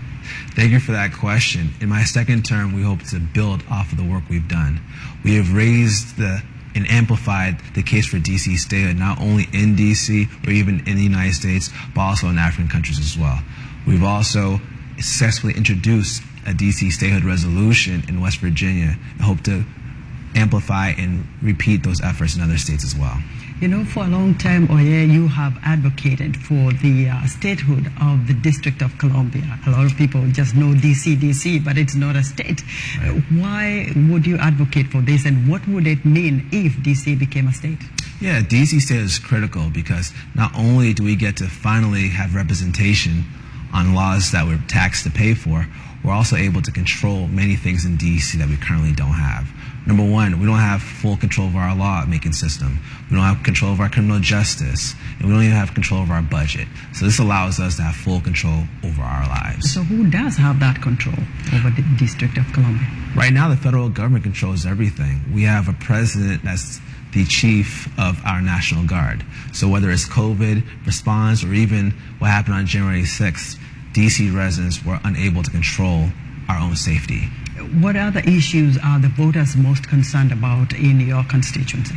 We care about a lot of things. We care about free and fair elections. We care about representation. We also care about how our schools are going to be. And in this office, we're not only just talking the talk, but we're walking it too. So we collaborate with a lot of partners to make sure we give as much value to our residents as possible. What I hear most here in the District of Columbia after the pandemic is people looking for jobs, people desperate for jobs. What is your plan to get people to work here in DC? That's a great question. We collaborate with a lot of groups like the Destiny Church of All Nations. We collaborate with chambers of commerce, not only to give people the information, but also opportunities to not only work, but also get grants for their businesses as well. There are a lot of African and minority-owned and women-owned businesses that often aren't represented when it comes to getting those grants and funding to stay afloat. You saw, we had somebody, a reporter in Zambia, talking about the process and people weighing in on what the U.S. election is all about. But what is innate for Africa when a person of African descent gets elected into office here in the U.S.? That's a great question. It creates hope. It gives people an opportunity, especially young people. We've collaborated with organizations like NAPAC, the Nigerian American Public Affairs Committee, to really find folks from the diaspora to run for office. We're also collaborating with organizations in Africa, like Yega Africa, to really empower young people to not only see themselves as change leaders, but also run and win elections. Oh yeah, you're an inspiration. You've made it from Nigeria to the U.S., and here you are. You're counting hours to the campaign, so we'll let you go. Oh yeah, thank you very much for talking to us, and good luck. Thank you so much for having me. Right. Adeoye Oye Owolewa is a Nigerian American running for re-election as the U.S. Shadow Representative for the District of Columbia. We're excited to hear what you think.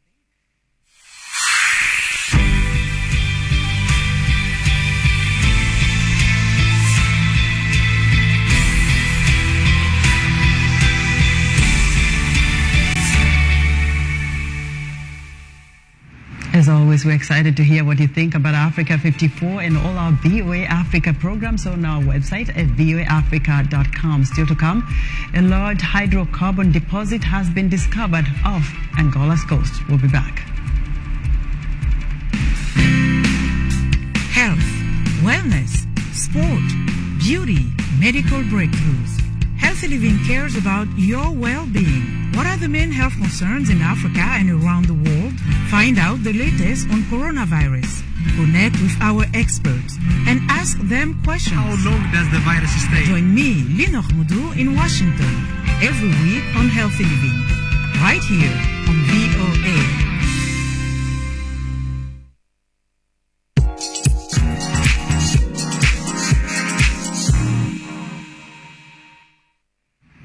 In other news, Angola's National Agency for Oil, Gas and Biofuels says a large hydrocarbon deposit has been discovered off the shore of Luanda at a site operated by American firm ExxonMobil. Rwandan authorities say a fighter jet from the Democratic Republic of Congo violated its airspace Monday, just 48 hours after the neighbors agreed to accelerate efforts to de-escalate tensions. Sudan's military leader, General Abdel Fattah al-Burhan, says that talks on a new political framework for the country are being held, but he wants the former ruling party not to interfere with the military or in politics. And that's our show for today. Be sure to watch Africa 54 on our website at voaafrica.com. From all of us here in Washington, thanks for watching.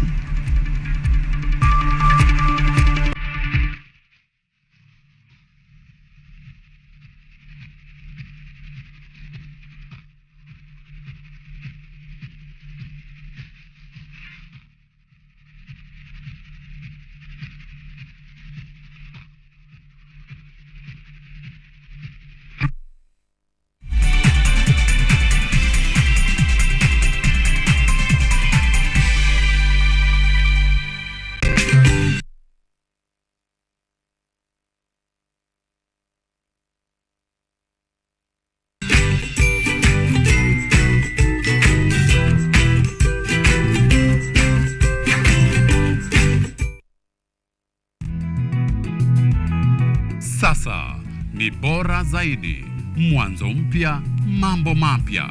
Msimu mwingine wa Boresha Kilimo unakuletea teknolojia ibuka, kilimo mseto, uongezaji thamani.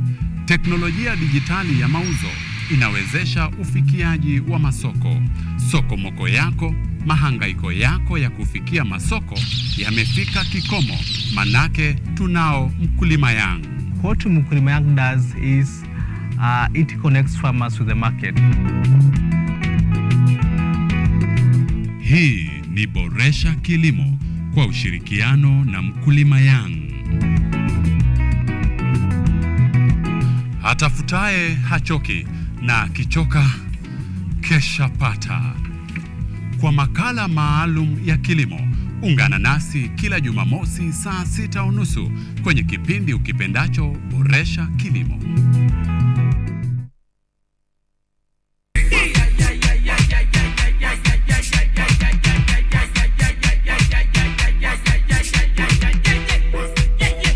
What is this magic? I need that magic. Somebody call 911.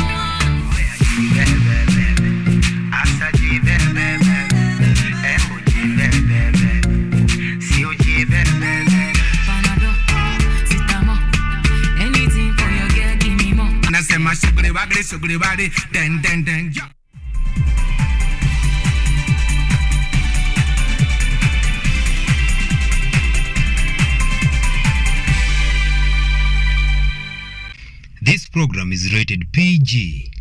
Content carried in here may be watched by everyone. However, parental guidance is advised.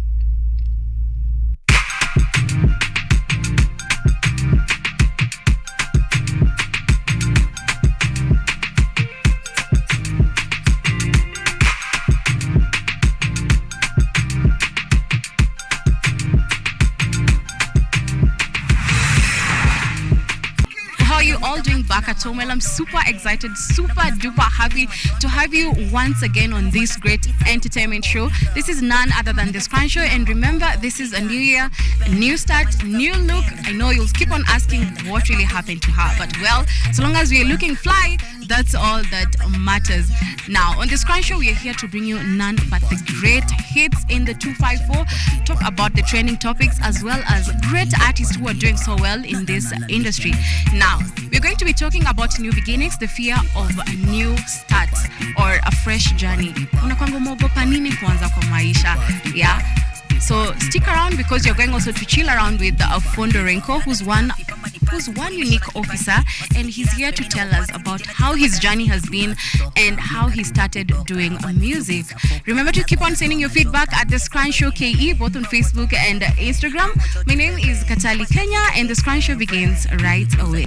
We have none other than the hit maker, Willie Pose. He's been having a lot of scandals during December season, but one great thing that was successful was that his case was pulled down and his video that was posted by Diana Mara was pulled down from YouTube. Now, Willie Paul is a free man and he's out here doing his best. He recently released a Toti featuring Kelon's Melody and the hit maker Musa Jakadala. Now, they have a Toti which is new beat, new rhythm, which is new in town. People are really jamming to this particular song, which has been trending for quite some time. Take a look at this. Mtoto Jaber, Atoti Jaber, Mtoto Jaber, Atoti Jaber, Atoti mama.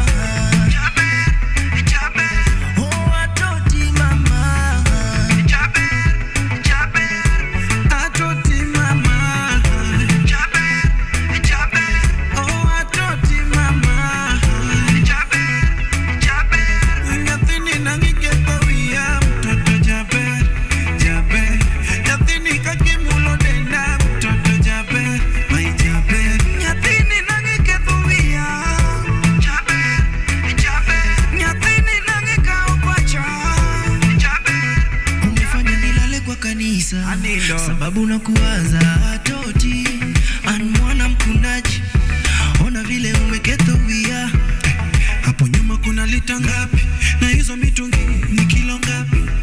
Girl, I love the way you whining, oh, the way you whining. Toti Jaber, umetutatisha Toti, hapa Nairobi Toti, umetumada Toti, hapa Kisumu City kwa Toti mama.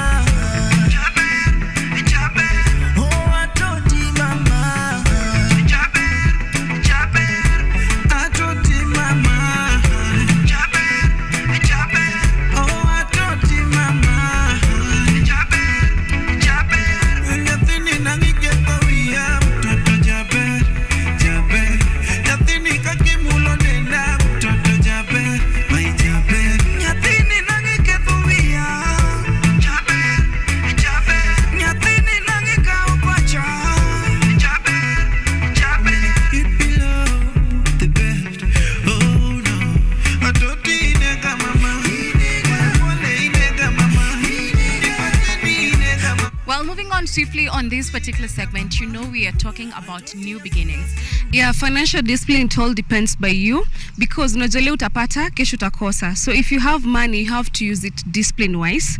Like you can't just spend, you can't just go drink, you can't just go party with your friends just because you have the cash. You understand? So if you have the cash, you really have to manage so that also the next day you can also get more. And if you have good discipline with your money, I'm pretty sure people will also see outside how you are conducting yourself. You see, and they also know that at least huyu kuna venye anajibeba, kuna venye udem yuko sawa na anajijua, like anajua place anaenda. You understand? Like sasa utapata kuna positive na negative impacts, ndio? Like utapata mtu amepata do, ni sawa. Kuna time umefanya job like kama venye sasa tuko hivi Nairobi, like you're stressed out. Ndio, obviously when you go back to Mombasa, you need some small vacation, right? But sasa hata kama ni vacation iko, just spend like a day. Si ati lazima uende upate na my friends, you eat, you drink. No, it doesn't make sense. You understand? Kuna life ya leo, kuna life ya kesho. Unaona, like me I'm married, si ndio? Like lazima nitazaa baadaye. I must build a good foundation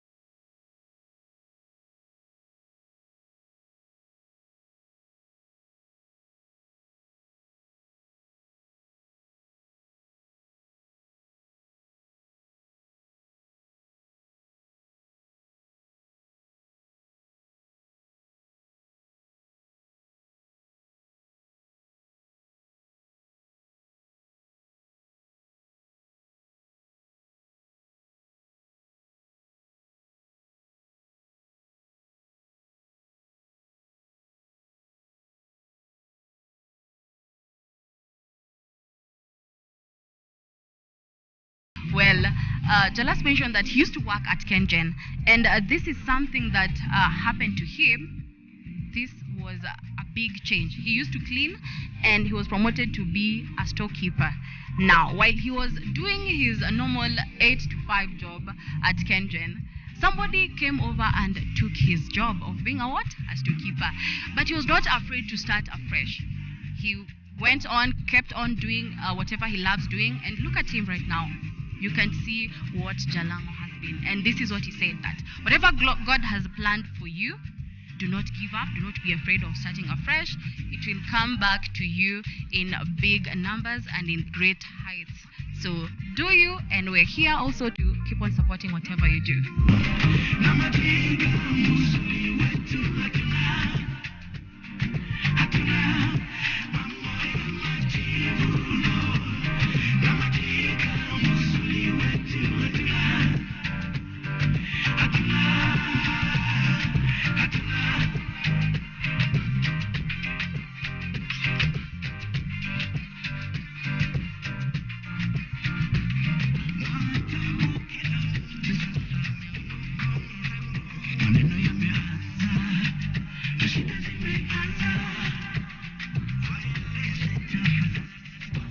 Well, lastly, the LGBT community is something that people have been talking about. It has been having a lot of debate out here. And guess what? The CS Minister of Education, Magoha, was out here and he came with the notion that all the students who belong to the LGBT community and are in public schools should be banned from attending those schools. And this is something that brought a lot of rage. And even the BBC former anchor McKenna Njeri was out here to protest against this. We saw the Sauti Sol singer Ian Chimano as well as Chiki Kuruka, who are here to support and protest against what CS Magoha had mentioned. Well, we're not here to judge what they all said, but what do you guys think? Send your comments and your feedback at the Scrunch Show KE, both on Facebook and Instagram. We'll be back in a few. Now, on that note, take a short commercial break and we'll be back with...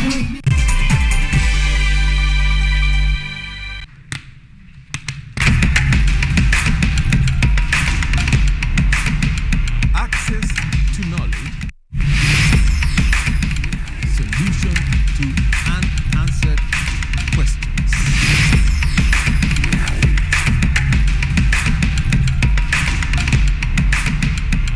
Guidelines to pursuing your rights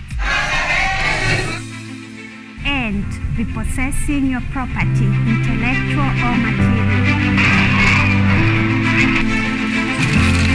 This and more only on Law Matters.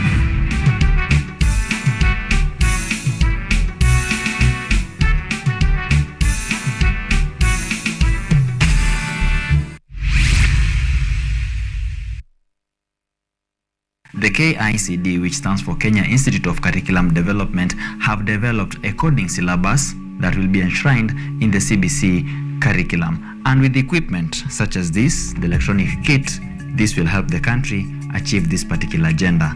So you'll find that the kit doesn't tell you start from when it comes to the motherboard, start at button 8 or start at button 4.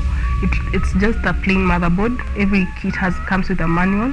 It's something that the kid is able to use at home in case the parent buys and goes with it at home, and the kid is also able to use it at school.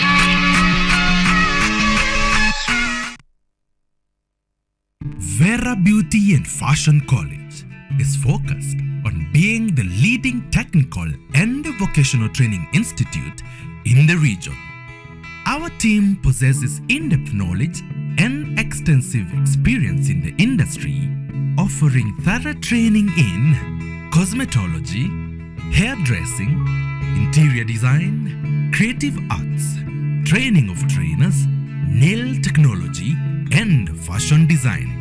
With branches in Nairobi, Thika, Meru, Eldoret, and now in Mombasa, our courses ensure that learners are completely equipped with knowledge, competency, and employability skills. Enroll today to be a part of a center of excellence. Sky Show with me, Katali Kenya. Remember, we are in a new year, and guess what? A lot of international artists have been coming to our country. We are all here to entertain all of you, and this is how our event went down. Take a look at this. Tuharibu kama ni mbaya, ni mbaya. And for all events, you must go there and turn up and enjoy to the fullest. Well, I happen to have a sit down also with Fondorenko. I know all of you are actually waiting to hear his journey, how it has been for him. And I think he's doing a great job. This is a new year for him and new beginnings. We are ready for this. This is how our sit down was.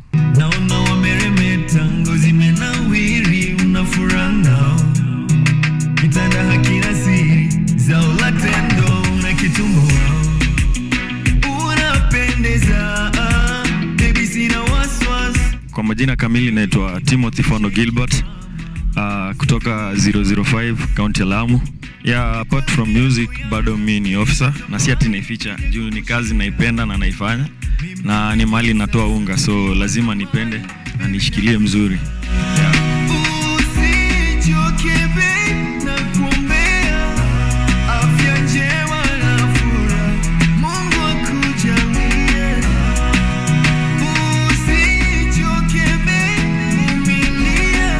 Muziki naweza sema nilianza kitambo, ni vile tu maybe sikuwa na hiyo uwezo hiyo wakati, but nilianza kitambo hata kabla niandikwe kazi. Nilikuwa tu na hiyo nia ya kufanya music, so after kupata job nikaona sasa niko na wakati mzuri wa kufanya juu at least naweza jisaidia, naweza enda studio, naweza record, naweza fanya one kwa music. So nikaona this is my time, wacha nifanye.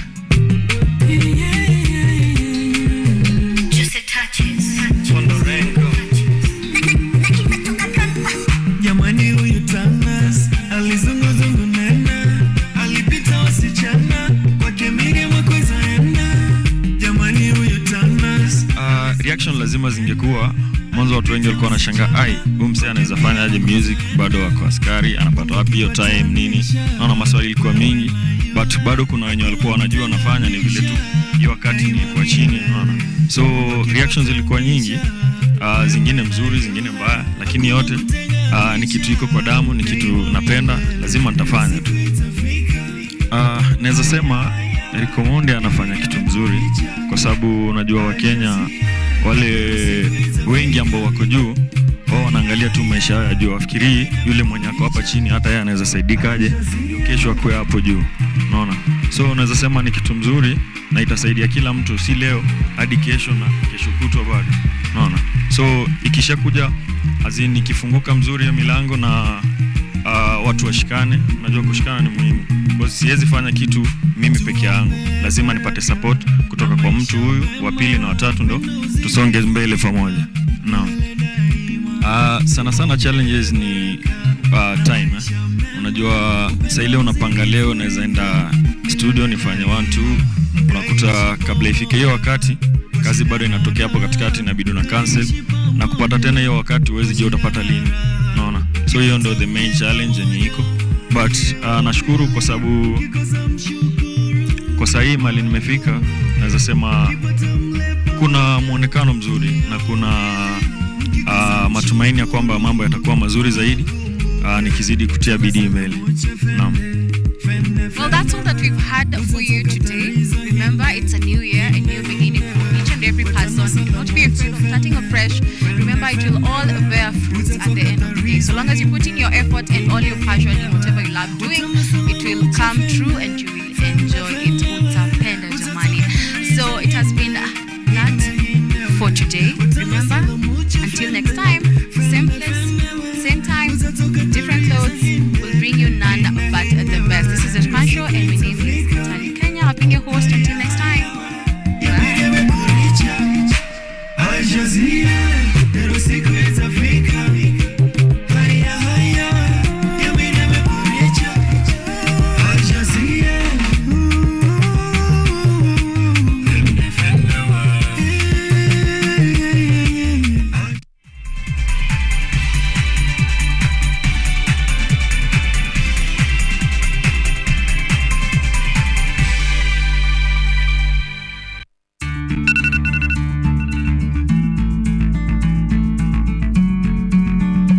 are you taking medicine? Are you okay? Yes, I am. The tablet is for HIV prevention. Pre-exposure prophylaxis, PrEP, refers to antiretroviral drugs taken daily by HIV-negative people who are at ongoing risk of HIV infection to reduce their chances of becoming infected. If used consistently, PrEP can reduce the risk of HIV infection by over 90%. However, because it does not protect against unplanned pregnancy, it should always be used with a family planning method. To get PrEP and any other HIV prevention method, visit a healthcare provider. To talk to someone on PrEP, uliza NASCOP at 0800 724 848 or use direct line 0726 460 000 or 1190. This message is brought to you by the National Syndemic Disease Control Council.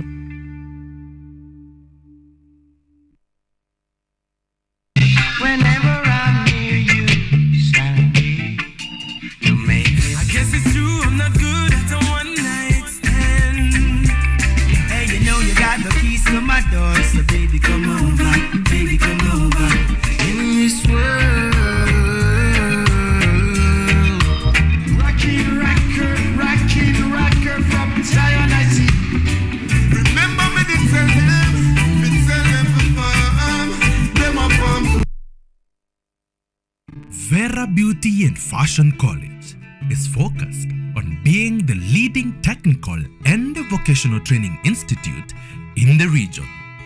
Our team possesses in-depth knowledge and extensive experience in the industry, offering thorough training in cosmetology, hairdressing, interior design, creative arts, training of trainers, nail technology, and fashion design, with branches in Nairobi, Thika, Meru, Eldoret, and now in Mombasa.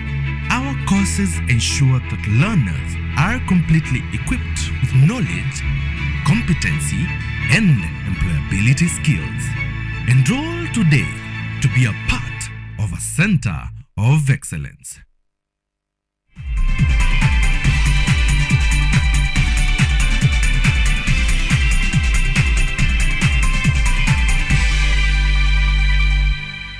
This program is rated GE.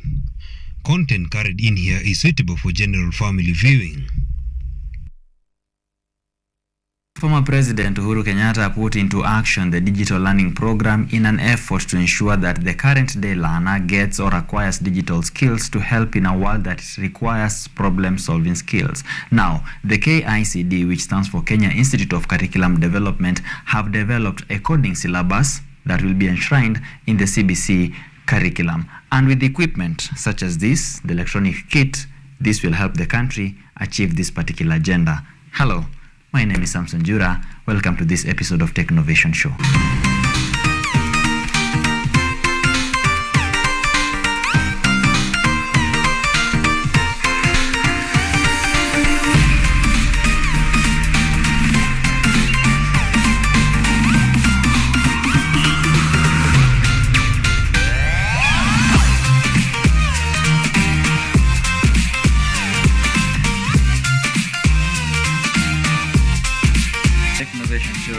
Right now, and today we bring you an electronic kit that is used to teach kids coding, robotics, and electronics. And with me is Mercy Nyawera Gashweri, the co-founder of Take It Kids, a company that I would say is taking advantage of the DLP that was signed by immediate former President Uhuru Kenyatta. I'm sure many people don't know what you're talking about, but as we further the conversation, you'll get to learn about that. And with me, without further ado, let me introduce Mercy so that she can tell us who she is, what she does, and a little bit background of the company and how they started and what they do generally. Mercy, thank you very much for gracing Tech Innovation Show. We already know your name is Mercy Nyawera Gashweri. So tell us, you're the co-founder of of Take It Kids. So tell us what you do and give us a little bit of background and history and when you started. Thank you so much for inviting me to your show. My name is Mercy Nyawera Gashweri. I prefer starting there. a co-founder of Take It Kids company, a company that deals with robotics, electronics, and coding. We are a startup company that deals with electronic kits. Currently, we are not very widely spread, and we're not very widely deep into coding and robotics. We are mainly into electronics. So we are currently selling the electronic kits and it's mainly for kids who are above the age of 8 years and above. Can go as far as up to 19 years, 20 years. But as we've continued interacting with the kids, we have seen that we've seen even parents who are very interested in the kids. So you get involved, you get your child involved, and then when you get the child involved, of course, not every experiment the child can be able to do. So you find the parent has to chip in to help the child in the critical thinking that is needed when performing certain experiments. So the company started on 14th of April 2022. It was initially called Genome Kids Hub. We had actually thought of, even before we got to the Genome Kids Hub, it was Genome Hub, where we were dealing with some other product. But after evaluation of the market, and then we saw like this is not going to work. The initial project is not going to work. So we sat down together and just thought, what else can we do? So one of us, Derek, came up with the idea, there's something that I was doing initially that didn't do very well. How about we take it? So we sat down together, got to listen to each other, got to bring up ideas and how well we can raise the funds that are needed and how much we need for the startup. So after so much discussion, we ended up, we said, okay, let's do Genome Kids Hub. Let's change from Genome Hub to Genome Kids Hub. So after a while also, after about 2-3 months of interacting with people and interacting with various people in the sector, we came to realize that they are not really getting the touch of Genome Kids Hub. When you tell someone, okay, our company is called Genome Kids Hub, they are not really getting the touch of what is genome, why genome. So we wanted to give people a feel of we're in the tech community, we're in the IT community. So what can we give to the people? So we changed the name from Genome Kids Hub to Take It Kids. So currently I'm maintaining it as Take It Kids, and so far so good. I think when the minute you say Take It Kids, someone is really able to understand, okay, even the name, just the basic name Take It, you're able to know, okay, it's an IT company. Yes, so far so good. Yeah, that's all I can say. So Mercy, at the beginning you did mention that you are a co-founder, meaning you have another person that you're working with, and basically for any company to flourish, there are some people whom you have assigned some duties so that you can move on swiftly. So what I'm trying to ask is, do you have a team that you're working with, and mention them if you do? I have a team. I have another partner by the name Derek Ngige. He's also the co-founder of Fina, the founder of Fina. He's majorly the one who's involved in the tech part of the whole process. But I also chip in. It's not like he's the only one. We brainstorm on ideas and what have you. So yeah, Derek is behind everything. So we see, even when we were talking about initially starting the company, we sat down with him over and over and over again, like 6-7 meetings before we decided to start the company. And yeah. So this is a tech that basically your biggest clientele would be schools. Yes. So how do you source for the clienteles? How do you pitch these ideas to the stakeholders of the education sector? For how we get our clients, mainly I'd call it a door-to-door from school to school. So we have, because both of us, Derek and I, are involved in other activities. So you find the days that I'm able to, maybe my off days, I am able to go to a school. We highlight, before even starting to go to any school or before we start to go to any institution, we have written them down. So we know, like, today we are going to cover this area, we're going to cover this number of schools. We do 2 to 3 schools per day. On your off days, we go to those schools and then we pitch to them the idea. How we are pitching the idea is that we are pitching it as a robotics club. We pitch the idea like we want to start a robotics club. The robotics club, the for a child to enroll in the robotics club, you have to pay a certain amount of fee. So when you pay the amount of fee, the child is enrolled, and immediately we start rolling with the kids. For us, we have an agreement, the school signs and we sign, and then we are able to kickstart the project. We're able to kickstart the activities using the electronic kits. So the kids will be able to interact with the kids depending on the number of kids that are there in the club. The kids are able to interact with the kids, and also we have one of us or both of us who are able to mentor the kids and to guide the kids through every project that they're able to do. Yeah, depending with the level at which they are, because an 18-year-old an 8-year-old is not able to handle the projects of a 19-year-old. Yes.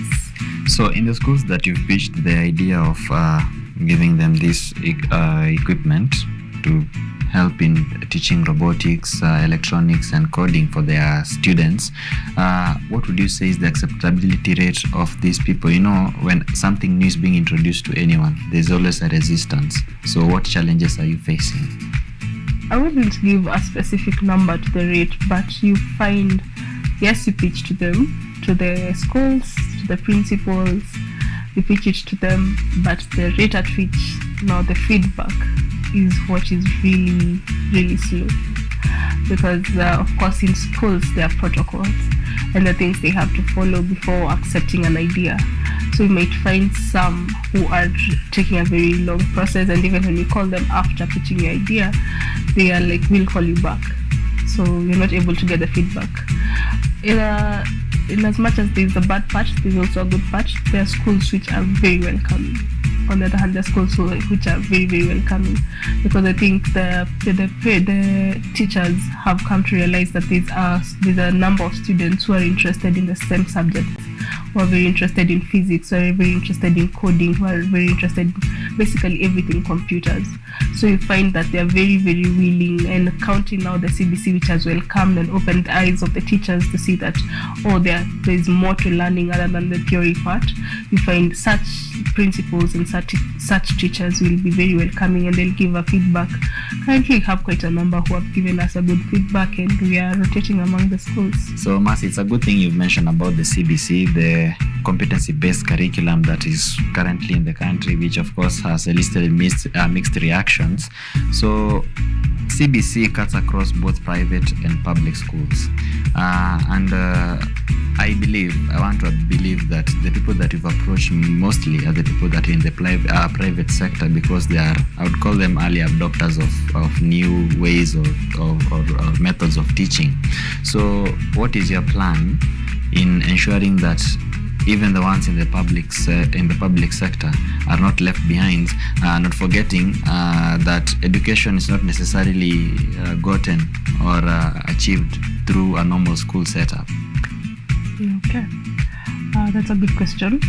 So what I'd say, as you've said, the private schools are early adopters, and it's true because most of the people who've taken it up and most of the clients that we've sold to are the private schools. So what we are doing as a company, and it's something that came up just the other day, is we sat down and discussed, and we saw that we need to find kits that are affordable to the students who are going to public schools, because we cannot rule out that students in public schools don't have that STEM capability. They also have the STEM capability. So how will we get to those students who are in that public school? So we will get kits. It's something that is underway currently. We are planning on getting the kits as soon as possible and starting to pitch the idea to even public schools, so that you can even have a wider market, and even those kids who are in the public schools with STEM capabilities, they can continue growing them, and maybe someone will take interest, another student will take interest. Yeah.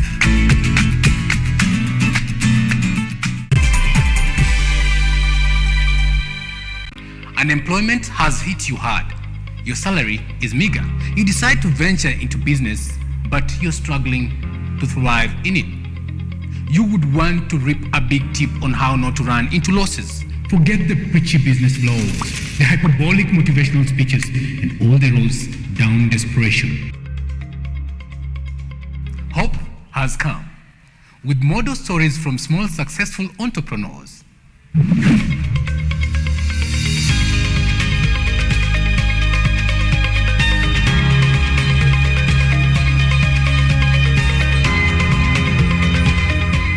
We tell you these tales weekly on The Budding Entrepreneur.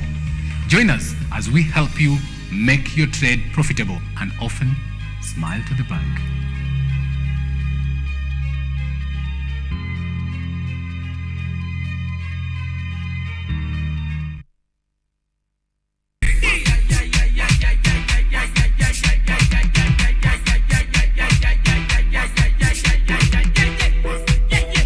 What is this magic? I need that magic. Somebody call 911.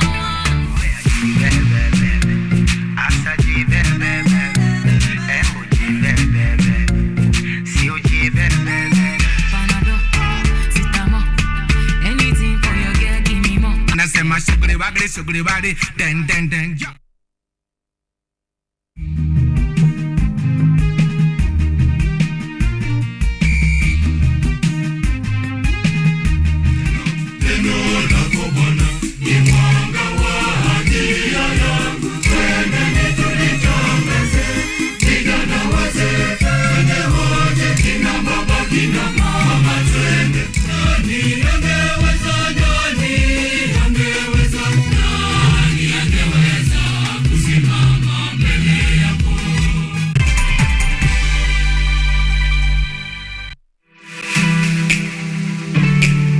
So we've talked a lot about the electronic kit, but I'm sure our viewers are very eager to know what it is. Of course, it is this right here. It is in a very nice package.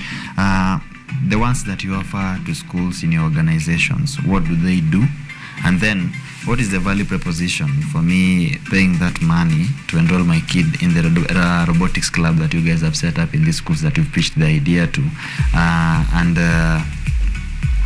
how easy is it for my kid to use this after they've been given training? Do I need to be there all the time, or after you've done your basic training, it's plug and play process moving forward? So in layman's terms, or something that many people will associate with, is the experiments we used to do in back in high school during physics. We used to have wires, we used to connect. There used to be some items, or I can't remember, some components that used to produce sound, some will produce light. So basically, same thing for electronic kit.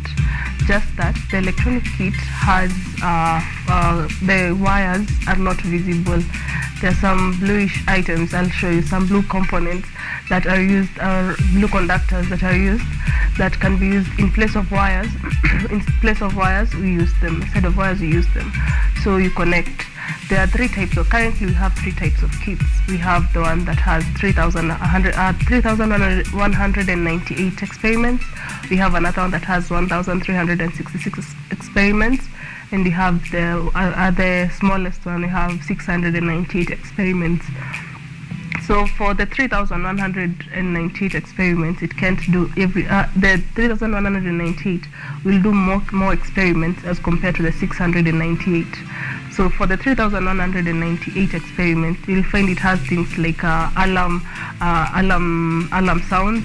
You'll find it has solar panels. It has more adapters as compared to the 698 one.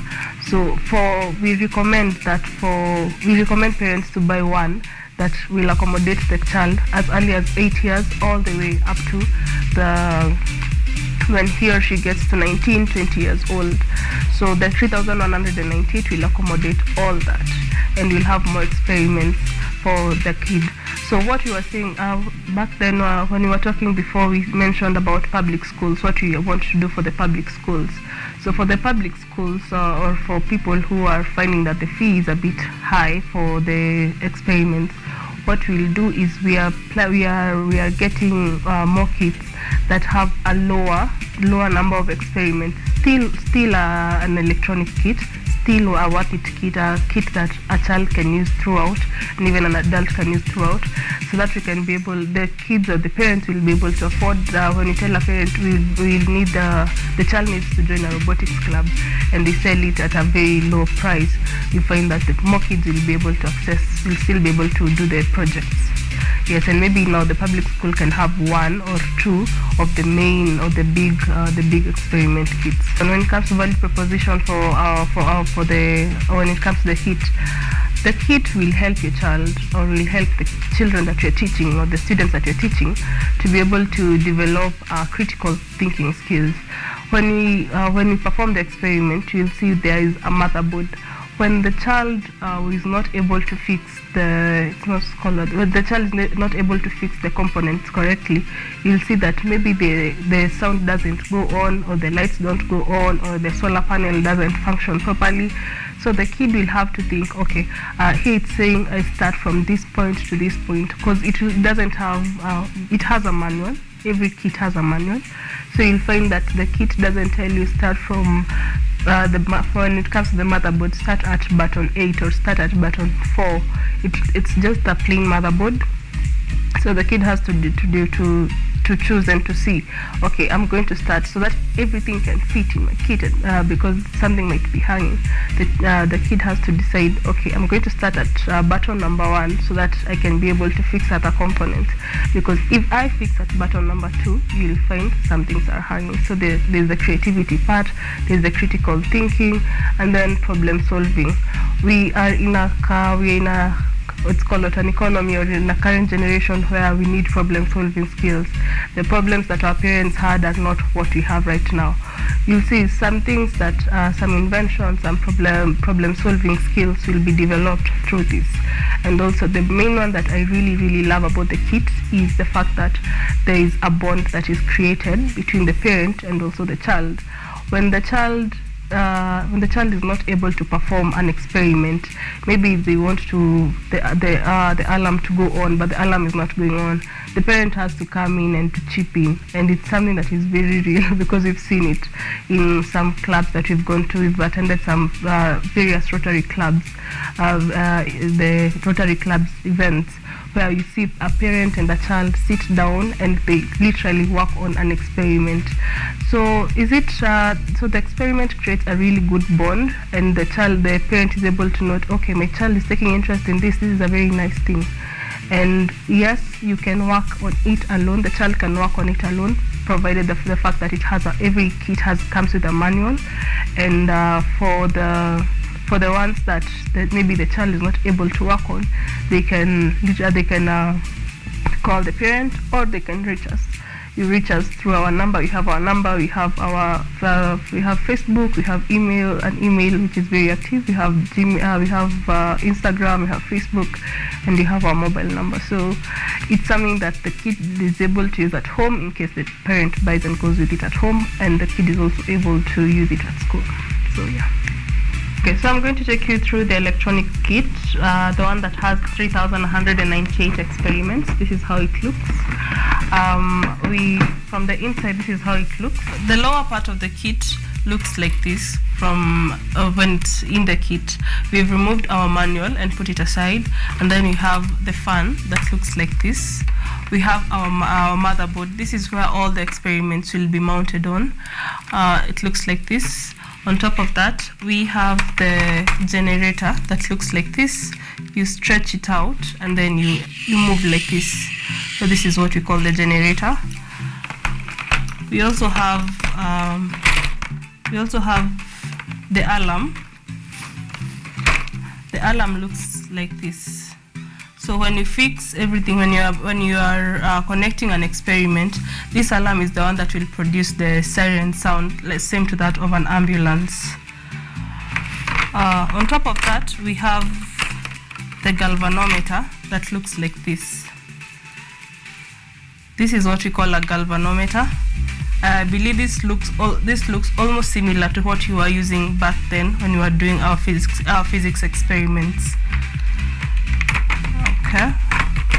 We also have capacitors of various frequencies, or various as strengths, we have those which are 0.02. We have those ones which are at 10.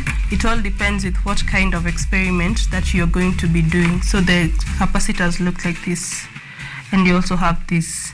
And these are just not the only ones that are there. On top of that, we have lights. Lights look like this. We have this one that looks like this in green. We also have a red one, and also these ones that look like the traffic lights. So it all depends on the kind of experiment that you're supposed to do and what you're supposed to connect. You'll be guided. As you can see, in each and every component, we have a number. So when you look at the experiment in the manual, you'll see which number you're supposed to connect to what. So when it tells you number 73, you connect number 73 to a conductor, maybe a number 3 conductor, a number 2 conductor, or a number 1 conductor. The conductors, by conductors I mean this, the conductors run from number 1. There is 1 that is single, there is 2, there is 3, there is 4, there is 5, and there is 6. So it all depends on the kind of on the number of conductor, the kind of conductor that you're supposed to join for the experiment. So I'm going to take you through one of the experiments so that you can see how these components work. So this is how the experiments look like, the manual looks like.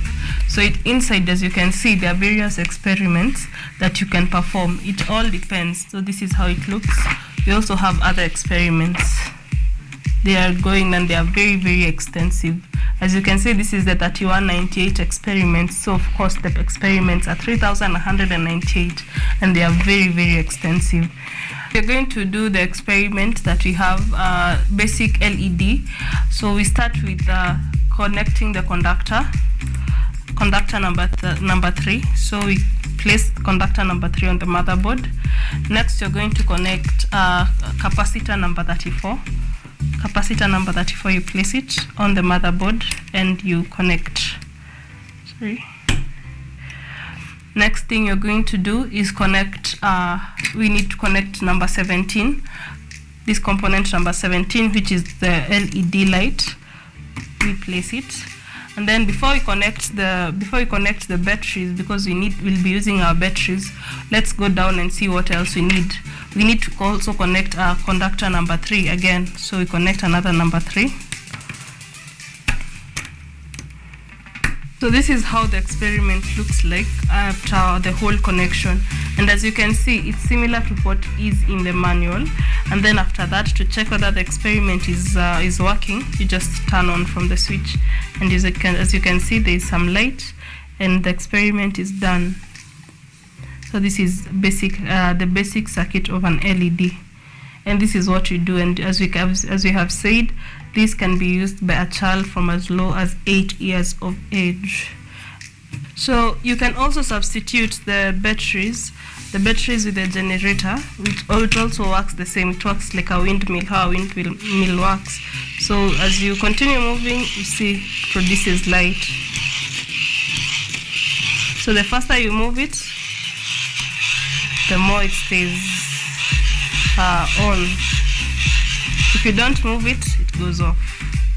So that's also an experiment, and it's called a hand crank LED.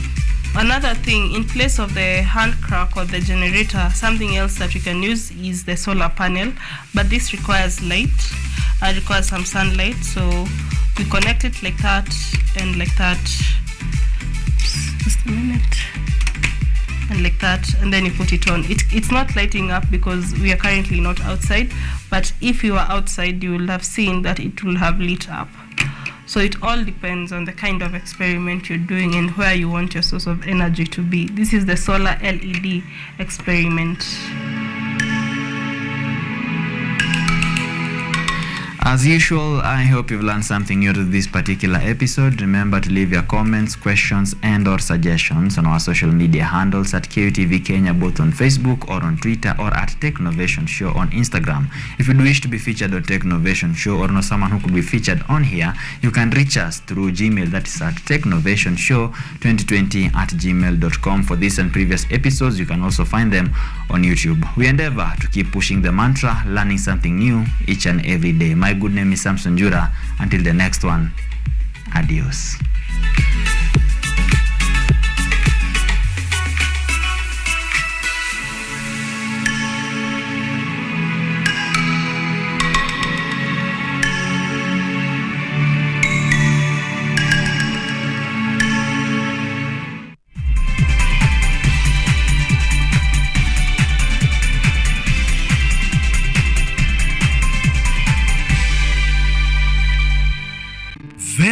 Beauty and Fashion College is focused on being the leading technical and vocational training institute in the region.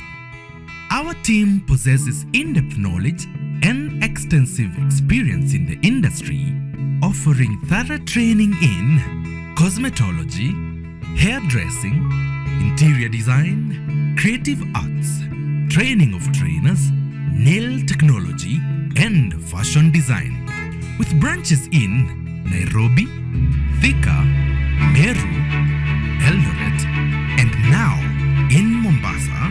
Our courses ensure that learners are completely equipped with knowledge, competency, and employability skills. Enroll today to be a part of a center of excellence. Whenever I'm near you, Sandy, you make me. I guess it's true, I'm not good at a one-night stand. Hey, you know you got the keys to my door, so baby come over, baby come over. In this world, rocking record from Zion I see. Remember me to tell them for fun, them up on.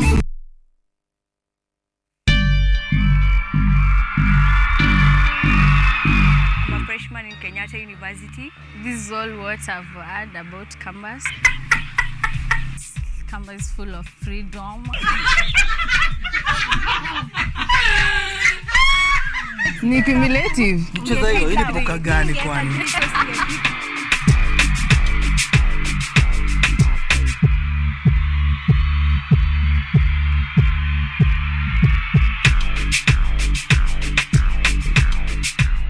I'm a fourth year student and I mostly hang out at shopping center. I'm a arboretum, and what I'd tell first years is it's never too late to start being serious.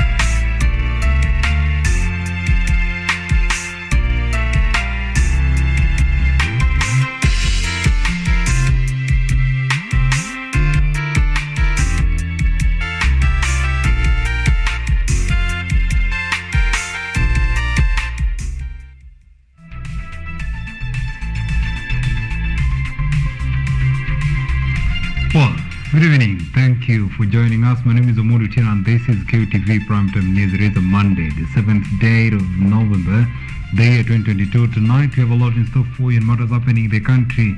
And of course, beyond our borders, the day has really witnessed a lot following from what began over the weekend, the strikes of the Kenya Airway pilots, which has detrimentally affected the flight routes of Kenya Airways, together with, of course, tourists and other travelers who have been stranded. Some of them, of course, are close friends who are traveling to other parts of the country and the rest of the world. It's also other news. We're also seeing the COP27 officially beginning with our President William Ruto traveling to Egypt, where he met the newly reinstated British Prime Minister Rishi Sunak, and they discuss a lot of issues which will probably mean good things for the country moving forward. Just a lot for you tonight, but first let's take a look at the stories making headlines tonight.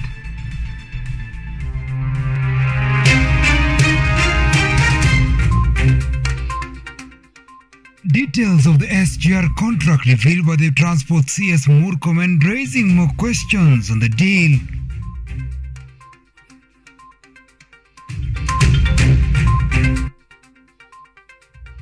President Ruto in Egypt for the COP27 to rally the globe towards a more ambitious climate action.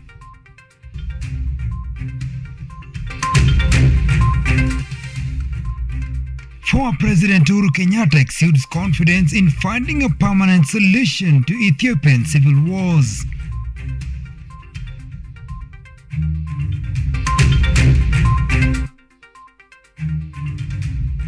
UASU fires back at Education CS Machogu over plan to stop funding public universities.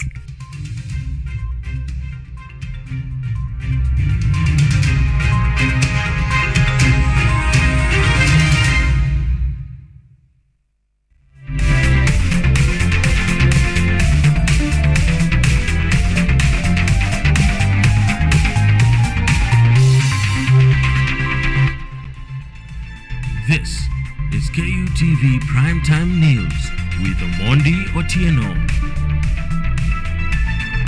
Welcome to the broadcast. I'm not alone. I'm with the company of Macklin Chieng, as our sign language interpreter tonight, and stay with us throughout the 1 hour as we inform you on the news that has been hitting headlines and, of course, things happening across the world as well. Now, just a week after being sworn in as the Roads, Transport and Public Works Cabinet Secretary, Kipchumba Murkomen fulfilled his promise to make the standard gauge railway SGR contract public on Sunday evening. November 6th, the CS made a public elusive document for the terms of the contract between the Kenyan government and the Chinese lender Export-Import Bank of China, as well as the details of the SGR that cost Kenyans 670 billion shillings. The contract between Kenya and China for SGR lane, first signed in December 2014, helped retired President Uhuru Kenyatta build what was Kenya's most expensive infrastructure project. Kenya was bound to keep the details of the deal under lock and key. The authorities, including the former head of state, refused to make the contract public even after a court order. The contract was Sunday made public by Transport Cabinet Secretary Kipchumba Murkomen, ending years of speculation on what the country signed. In the document shared by CS Murkomen, China lent Kenya $1.6 billion at 2% interest per annum with a 0.25% commitment fee. Taxpayers paid a management fee of $4 million 30 days after the signing of the contract. The SGR deal, the contract show, is a 20-year loan with a 7-year grace period. Kenya was to repay the amount in 156 months and was to dedicate 42.06% of the proceeds from the railway to repay the loan. For the Nairobi-Naivasha route, Kenya signed a $1.2 billion contract in a 20-year loan facility. Kenya was required to pay $137.59 million as insurance fees. But while Mr. Murkomen shared the contract, which is said will be tabled in Parliament, details of the collateral Kenya put as being the port of Mombasa and other assets of the Kenya Port Authority were missing. Jeff Mwangi, KUTV. Now, various leaders have convened in Sharm el-Sheikh, Egypt, for the conference of the parties in COP27 climate change meeting. Now, President William Ruto is among the leaders in attendance. President Ruto, as the chair of the Committee of African Heads of States and Government on Climate Change on behalf of the African state, has made his address on climate change. President William Ruto is among the world leaders in attendance for the conference of the parties on climate change, aiming to come up with appropriate plans to tackle the global challenge of climate change. President Ruto is the chair of the Committee of African Heads of State and Government on Climate Change on behalf of African states, has made an address on issues of climate change. Among the issues discussed by President Ruto include rallying the globe towards more ambitious action, seeking implementation and honoring of commitments made over the past 30 years by countries with greatest responsibilities for accumulating greenhouse gases causing global warming. He has also outlined Kenya's policies and strategies to tap into the global carbon market. The conference comes at a time when Kenya and the Horn of East Africa is facing the ever worst drought for a period of 40 years. According to a report by UNICEF, more than 20 million people, among them 10 million children from Djibouti, Kenya and Somalia, are in dire need of food and water following the adverse effects of drought in the region. The conference was officially opened on 6 November and expected to end on 18th of November. Jeff Mwangi, KUTV. Now, the ODM party leader Raila Odinga left the country today morning to attend the United Nations 27th Conference of Parties on Climate Change in Sharm el-Sheikh in Egypt. The conference has brought together more than 130 global leaders to tackle the challenge of global climate change. And according to a report from his party, Odinga will address the summit as the African Union High Representative. The conference was officially opened on the 6th of November and expected to end on the 18th of November.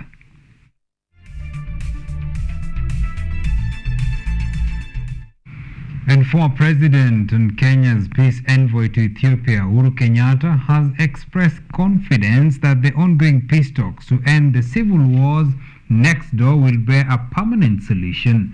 Issues expected to be discussed in the talks that began today include how to monitor the deal and the resumption of humanitarian and access and basic service to Ethiopia's northern Tigray region. Those facilitating and attending the talks include the African Union envoy and former Nigerian President Olusegun Obasanjo, and the Nigerian, South African and the Kenyan military officers. The United States and the Regional Intergovernmental Authority on Development are just observers.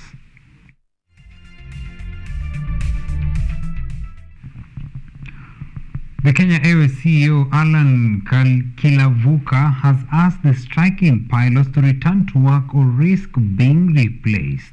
The airline has further withdrawn from existing collective bargaining agreement and the recognition agreement with the Kenya Airline Pilots Association's CALPA, citing malice by the pilots on strike. The stalemate at the Pride of Africa, Kenya Airways, is yet to fall after the airline's pilots declined to take to the skies, grounding operations for a third day, with the only thing taking off being losses as the KQ planes remain afar from the skies. They have made it clear that they will not meet until our members resume their duties, yet this is contrary to the spirit of negotiation of a return to work formula that is founded on dialogue. Addressing the media, Kenya Airways CEO Alan Kilavuka stated that the window for talks is closed and that the airline expects the pilots to return to work before any discussions are held. I want them to go back to work because they're costing us a lot of money. They're sabotaging this country. They have been belligerent. They were trying to hold us hostage. And now I'm saying, let them go back to work before we have any other discussion, because the longer they stay out there, the more we don't have money to pay even their salary. Kilavuka further revealed the flag carrier's intent to seek replacements for the 400 Kenya Airline Pilots Association CALPA members who have since the 31st of October 2022 downed their tools to protest, among other issues, the withdrawal of staff retirement fund by the management. It will take a long time. It's going to be a painful process. But listen, sometimes you have got to take a pain to make a step forward. You cannot be held hostage. Actually, this is a very dangerous trend. The Kenya Airline Pilots Association officials have been summoned to appear before the court on the 8th of November 2022 and explain why they should not be punished for disobeying the court order asking them not to go on strike. This adversarial approach will not achieve our common goal of getting Kenya Airways back to full operation. Kenya Airways pilots were issued with a court injunction on the October 31st, but still went ahead to call for an industrial action, a move that has in turn affected thousands of passengers. Emmanuel Kutosi, KUTV.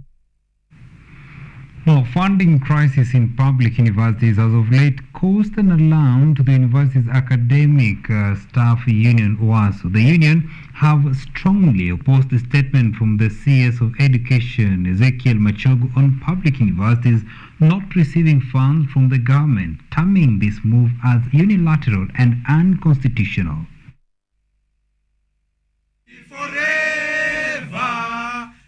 The university's academic union has today given a press briefing addressing the funding crisis in public universities. According to Dr. Wasonge Opio, the increase in students' population has increased demands. Thus, the move to cease funding institutions will result in a fee increase. That the government is not going to fund universities has this implication. It means now he has given universities free will to charge fees at market rate. That is the implication. Wasonge has hence reiterated that the inability of public universities to meet their financial statutory obligation is due to government capitation, which is not fully supporting universities' payroll expenditure for maintenance.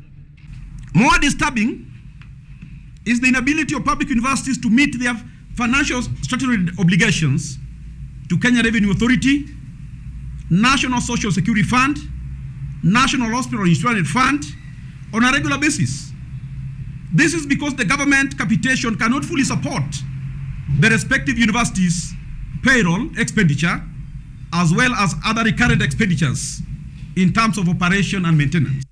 The members of the staff have also asked the CS Education Ezekiel Machogu to adhere to the promises that the president had given to them concerning the Ministry of Education. We want him to come in the open and tell us what he meant. Because as a union, we can petition the president so that he's being removed there forthwith. Does he understand that the president signed a charter with members of the university community? The statement from the union has come days after a similar case on the removal of HELB loans from students was raised, drawing varied views from the public. Je, nauliza swali moja. Kutoa HELB ndio bottom up? Government is investing in around 100,000 students every year wanatumia HELB, but the government is not getting back that money because we don't have that field where it will accommodate all the graduates. Hii maneno ya kutoa HELB maneno ya kushangaza sana. Juu inaonesha ule mtu alitoa hiyo kitu ajali mwanafunzi wa Kenya. With the cutting of funds from public universities, mostly affected will be students from poor backgrounds. Hence, university education will be only for the rich in our society. Edward Nyamo, KUTV. Kenya is among the 8 beneficiary countries selected for the UNESCO COVID-19 Crisis Response Program aimed at supporting tourism recovery around the world. Now, heritage sites with sensitization of the project in both Lamu and Mombasa kicked off today, targeting those earning a living through tourism, economic activities such as artisanship and tour guiding, among others. Kenya has been designated as a beneficiary of the UNESCO Resilience Support Project, with its sensitization commencing in Lamu and Mombasa counties to suit the needs of tourism sector employees. According to UNESCO National Program Officer East Africa Judith Ogana, the project is aimed at building resilience in places of tourism interest that was negatively affected by the COVID-19 pandemic. Lamu County Governor Issa Timami lauded UNESCO for initiating the project, which he said was key in supporting tourism recovery around Lamu. Lamu town in particular, we are very proud that it is listed on UNESCO's World Heritage List due to its outstanding culture. The idea was really to see how we can build resilience in spaces and in places of tourism interest. So the work that has been discussed and proposed has really come from the communities. What has happened is that the site managers have engaged the community, and that is from the wazes to the young people, to see what it is that they want to change. The UNESCO program, which is also supported by the Kenya Tourism Board and the National Museums of Kenya, is part of a wider campaign aimed at catalyzing new measures and approaches for sustainable tourism at the World Heritage destinations. John Wahome, KUTV. 16 minutes on my chronometer past 9 p.m. It's time we take our first break here on KUTV. Primetime is a moment. We shall be coming back with the discussion of the night. Siesta Fiesta, very interesting discussion which you don't want to miss, so stay with us. See you the other side.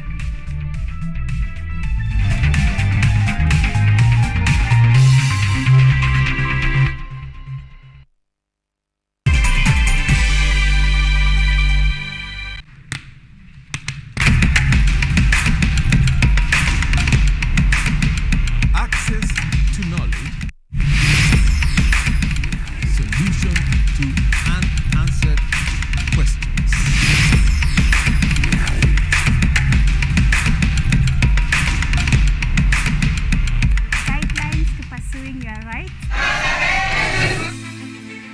prevent repossessing your property, intellectual or material.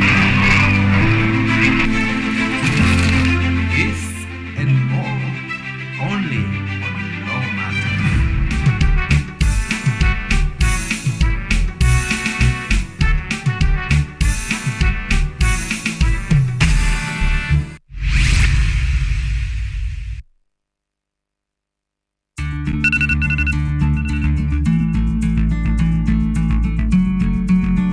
Why are you taking medicine? Are you okay? Yes, I am. The tablet is for HIV prevention.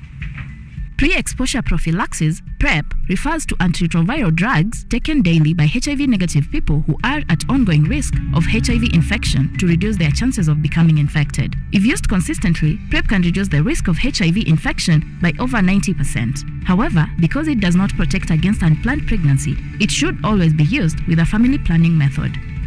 To get PrEP and any other HIV prevention method, visit a healthcare provider. To talk to someone on PrEP, uliza NASCOP at 0800 724 848 or use direct line 0726 460 000 or 1190. This message is brought to you by the National Syndemic Disease Control Council.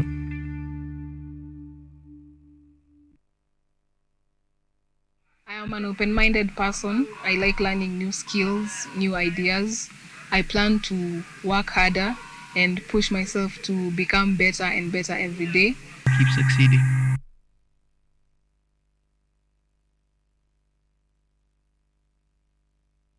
The KICD, which stands for Kenya Institute of Curriculum Development, have developed a coding syllabus that will be enshrined in the CBC curriculum. And with equipment such as this, the electronic kit, this will help the country achieve this particular agenda. So you'll find that the kit doesn't tell you start from when it comes to the motherboard, start at button 8 or start at button 4. It's just a plain motherboard. Every kit comes with a manual. It's something that the kid is able to use at home in case the parent buys and goes with it at home, and the kid is also able to use it at school.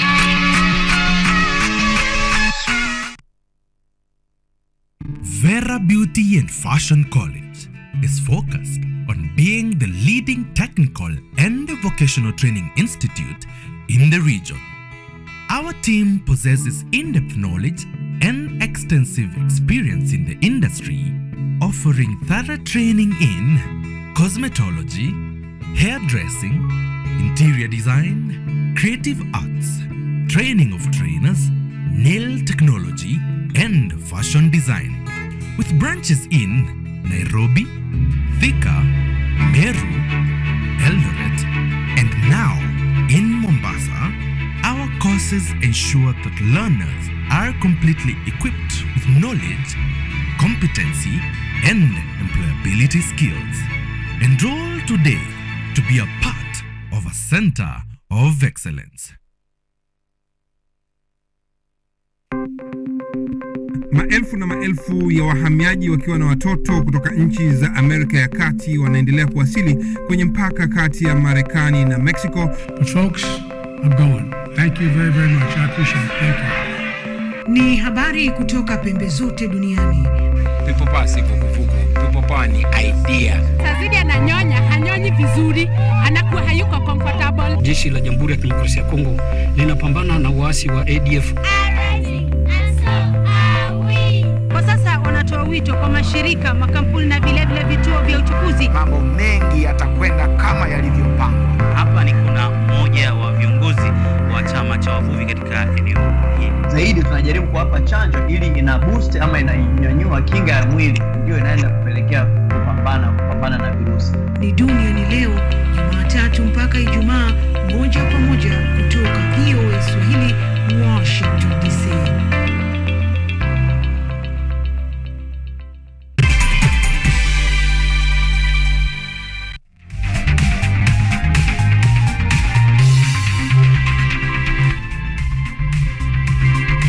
You are watching KUTV Primetime News with Omondi Otieno.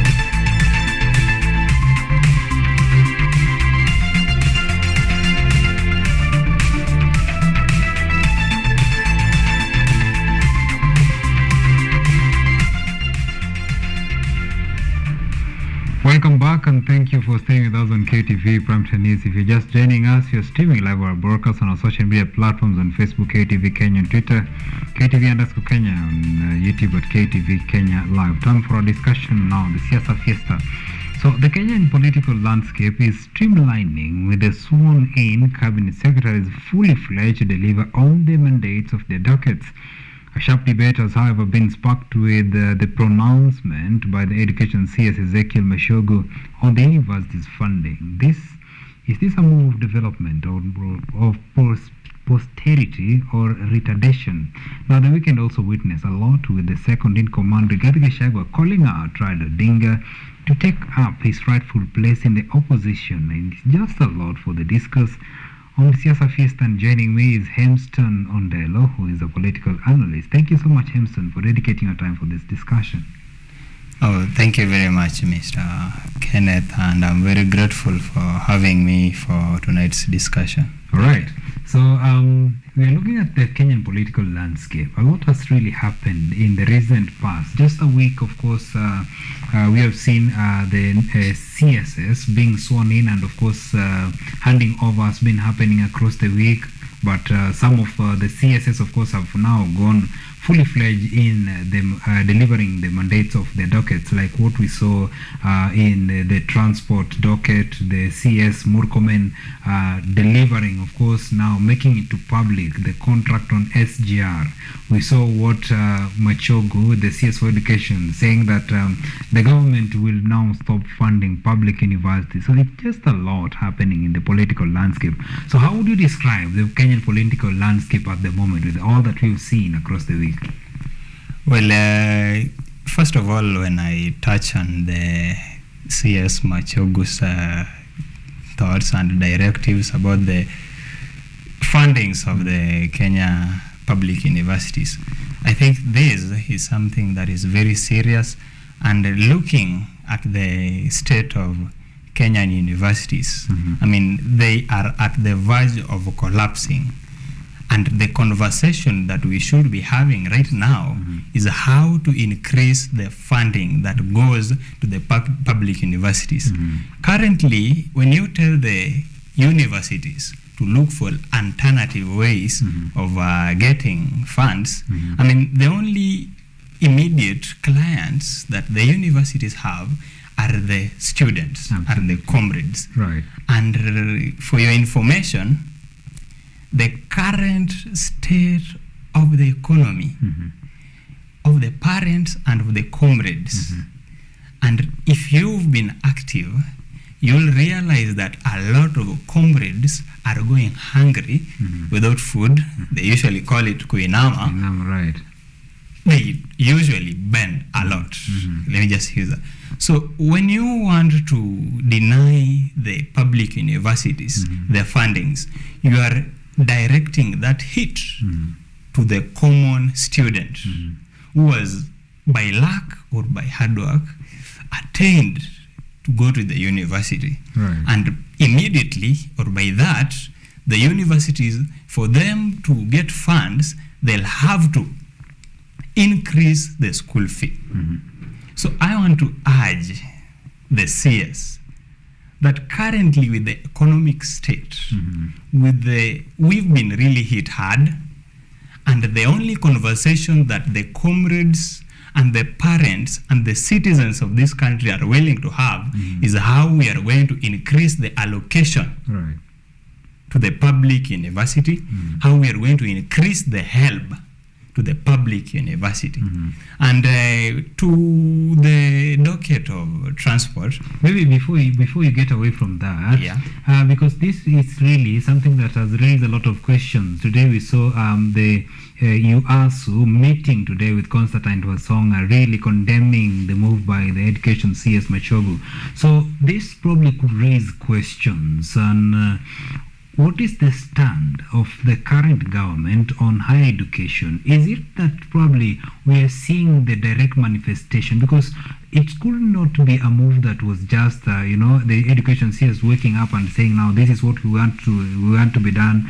Maybe it's something that was it was a discussion in the corridors of power, and then they deliberate on it and say, now this is what we want to do in the Kenyan public universities. So this one raises the question, what is really the stand on the Kenya Kwanza government on the issue of higher education learning? Could it be now they're implementing the Hustler Manifesto, probably, that they want to help the life of the common mwananchi, the people who are supposed to the labor, the wheelbarrows probably supposed to come into play or something. So what is your stay? What's your opinion generally on the stand of the Kenya Kwanza government on higher education? My opinion, actually, talking about that, this is not something that I just think the CS just woke up the other day and said, well, I want this up.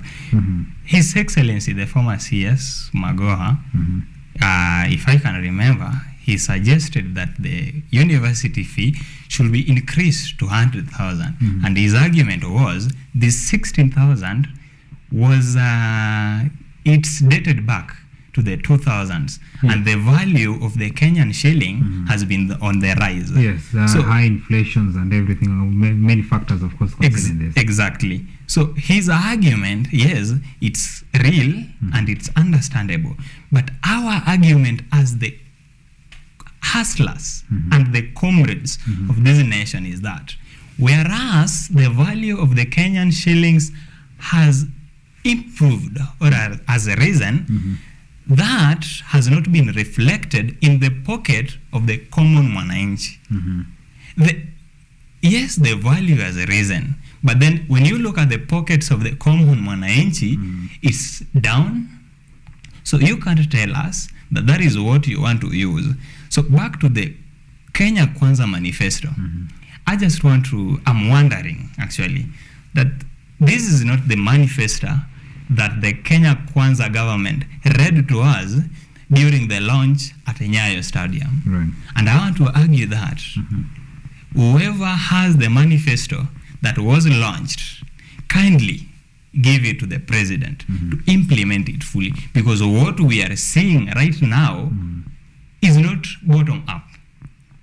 It is up bottom. Right, interesting.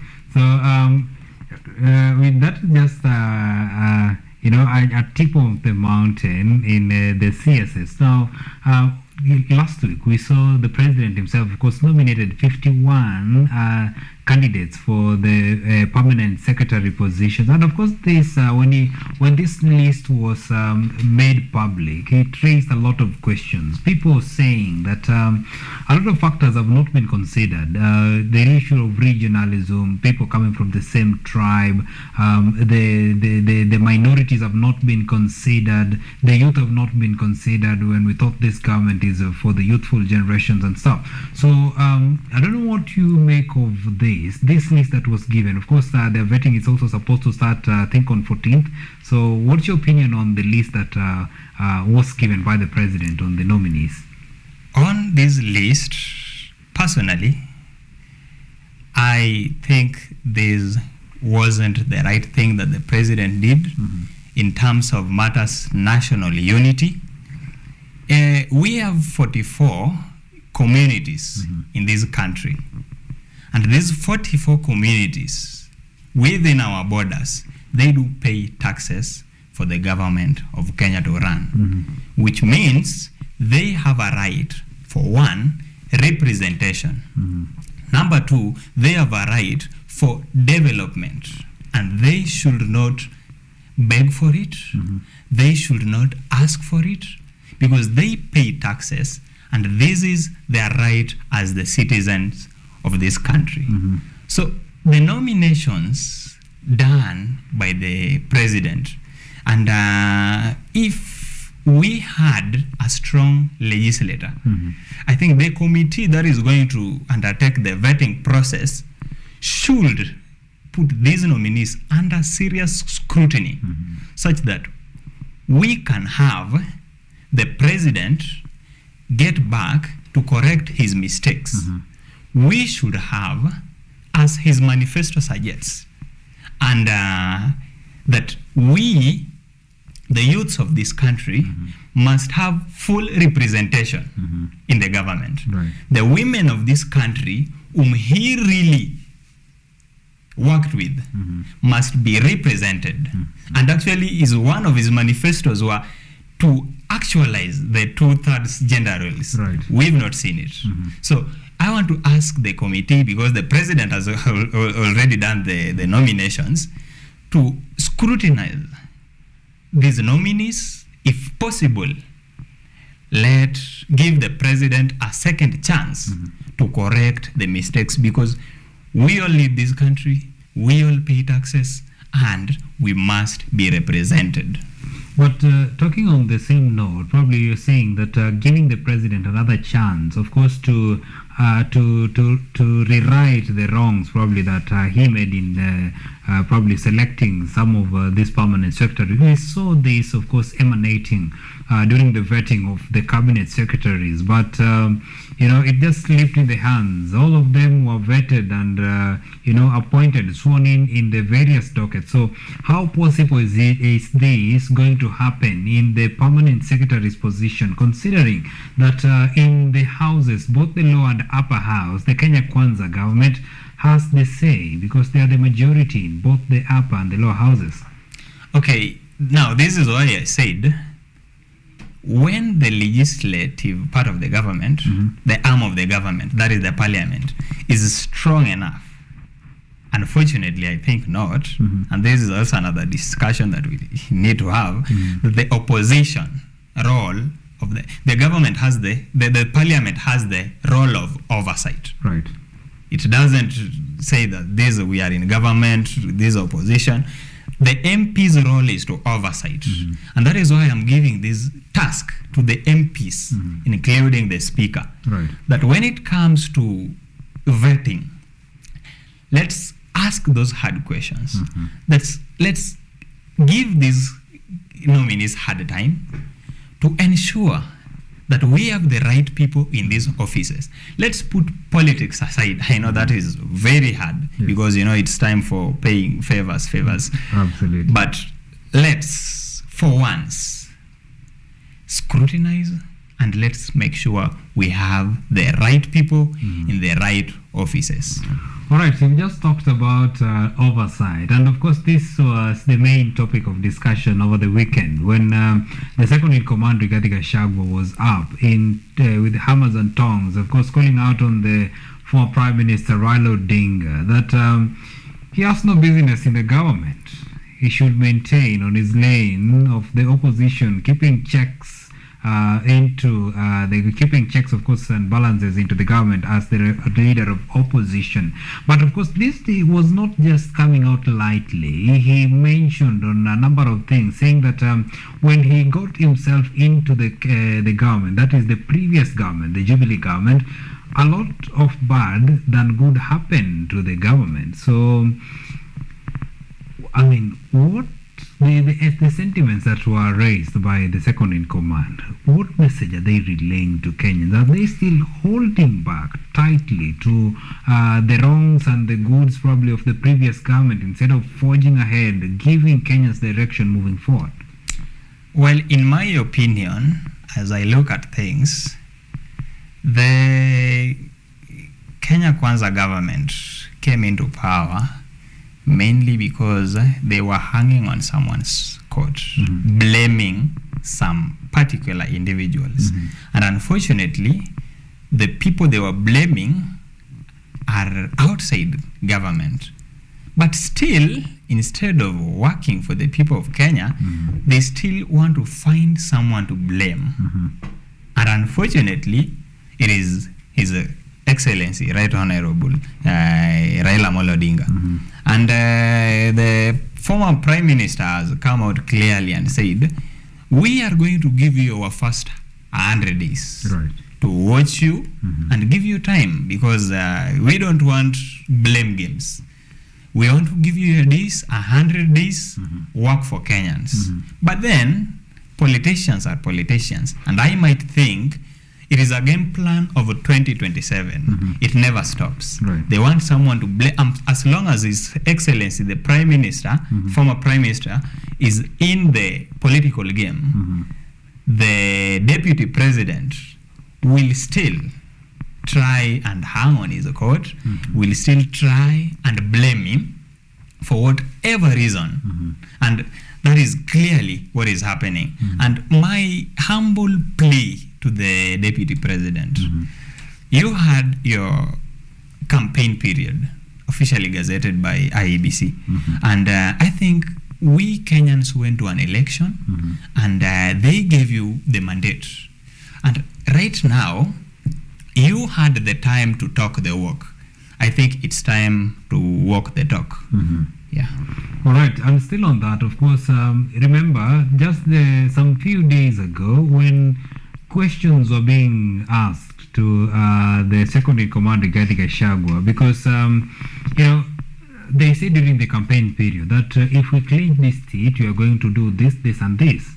In our 100 days, you're going to deliver this to Kenyans. And when this question, of course, was being raised, he said that he also actually blamed the former Prime Minister Raila Odinga, saying that if it were not because of Mzee wa Kitendawili, we would not have gone to the Supreme Court. We would not have wasted the time we wasted during the petition of the presidential election, and probably we would have delivered to Kenyans. And of course now this would raise another question, because we saw what happened. The running mate of Raila Amolo Odinga, that is Martha Karua, filed a petition at the East African Court of Justice challenging the decision that was made by the Supreme Court of Kenya on the presidential election petition. So maybe just to touch on this, do you think we are going to see something different from what the highest court in the land ruled on the presidential election petition? Well, my opinion is I see another hot air loading from the East African Court, because we had the highest court of the land, that is Supreme Court. The 7 judges had a ruling. I mean, a unanimous ruling. The other times we had few judges are split, but this time we had 7 judges. The Azimio team had enough time. They had that time. They were listened to, and we respect the court verdict, and they did. But when we have the Azimio running mate going to the East African Court, this is a court, I don't understand really how it works, but I think it has no mandate to overturn a verdict of the Supreme Court of the land. And sadly, this is a court that even if it makes a ruling, I'm not sure if it has ways to make the ruling, to effect the ruling. I mean, they don't have the police, they don't have the military. It's just a court. I don't know how it works, but all and all, whether it rules in the favor of Her Excellency Martha Karua, they don't have the powers. The power and the constitution of the land stands still, and it cannot be overturned by some court somewhere in the East African community. So whether it rules for or against, I think it's hot air. All right, you're saying that's hot air loading. Anyway, I don't know what is your, not really your take, but from your interactions with individuals across the country, and of course people that you interact with probably from where you come from, the people you represent, of course, in your capacity. Are Kenyans really ready to hear of another petition, probably does things changing in the already political setup that we already have, where we know that for the next 5 years is the Kenya Kwanza government? Will Kenyans really, if anything is to go by, will Kenyans really be ready to embrace another form of government where we'll have another appointment of CSS, appointment of PSS, and people that are work closely in running the government? Are Kenyans ready for such a conversations, really?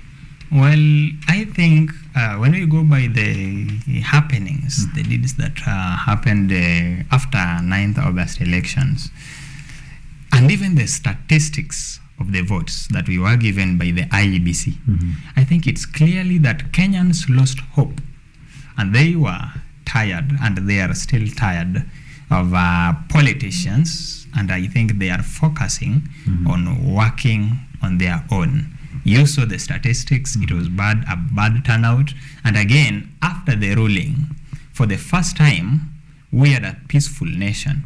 What does this drives home? I think the Kenyan people are on their own, and they have realized they are on their own, and for that reason, they are not ready for any other thing that detracts them, and they're ready to work peacefully and coexist, do their business, feed their children, and move on with the life. All right. Interesting. For the interest of time, of course, probably as we wind this up, what message would you want to pass to Kenyans out there concerning the politics of this country moving forward? How should they position themselves to ensure that they help the government in running the government so that we achieve together the mandates and probably the promises the government had for the citizens at large? I want to tell my fellow Kenyans, comrades and citizens that next time when we are given a constitutional mandate to enjoy our right to vote our leaders, and even during campaigns, we should not, or Kenyans should never accept clothes from a naked person. I think I just want to say, next time during the campaigns, Kenyans, when you are offered a cloth by a naked person, I think you should ask yourself several questions. Why?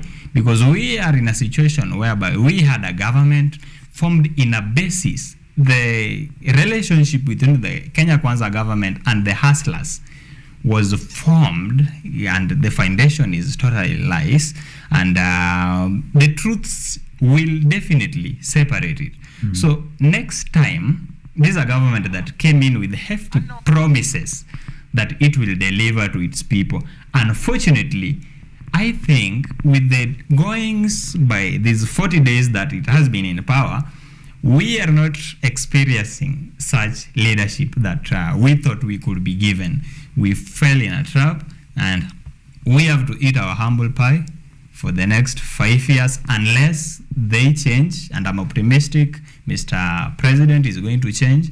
So next time, let us be more careful on the personality and the people who we are going to vote for, such that we don't make another mistake of getting the really the right people into the right offices. Thank you very much. All right, that's it. Thank you so much, Hemston, for your input on this. Of course, we hope to have more and more such a discourse, of course, telling Kenyans, helping them analyze what's happening in the country. And with that, we take a very short break. We shall be coming back with more. Stay with us.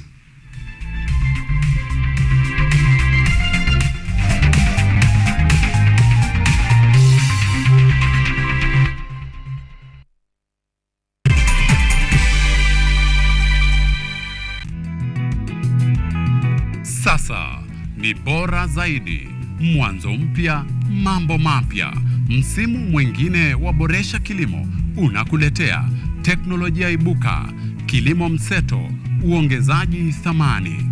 Teknolojia dijitali ya mauzo inawezesha ufikiaji wa masoko. Soko moko yako, mahangaiko yako ya kufikia masoko yamefika kikomo, manake tunao Mkulima Yangu. What Mkulima Yangu does is it connects farmers with the market. Hii ni Boresha Kilimo kwa ushirikiano na Mkulima Yangu. Atafutaye hachoki na kichoka kesha pata. Kwa makala maalum ya kilimo, ungana nasi kila Jumamosi saa 6:30 kwenye kipindi ukipendacho Boresha Kilimo.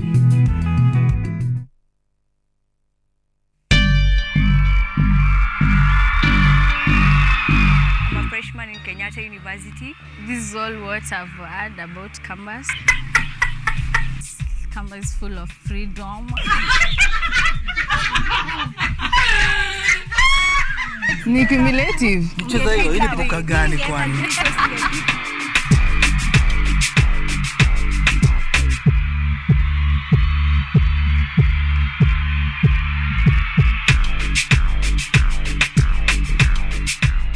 I'm a fourth year student and I mostly hang out at shopping center. I'm a arboretum. And what I'd tell first years is it's never too late to start being serious.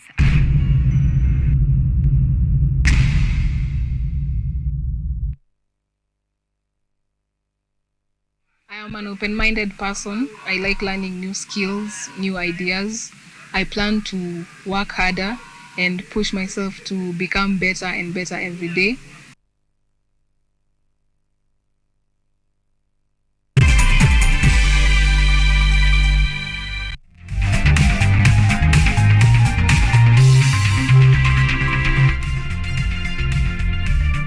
You are watching KUTV Primetime News with Omondi Otieno.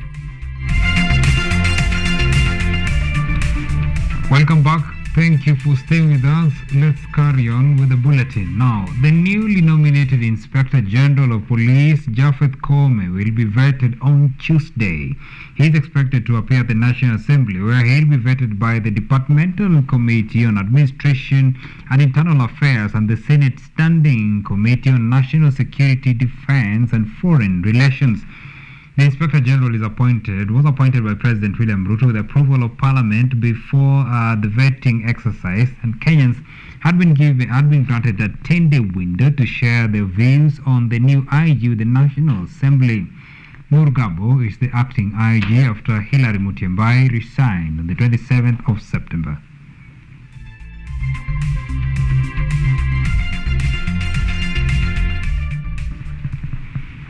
Now, a task force which was entrusted to audit and scrutinize pending bills by Murang'a County government has recommended a payment of part of the bills amounting to 646.9 million Kenyan shillings. Speaking when handing over the report to Murang'a Deputy County Governor, the Vice Chair of the committee, Caroline Njoroge, said that the task force considered payment to be done through a 4-year plan starting by December this year.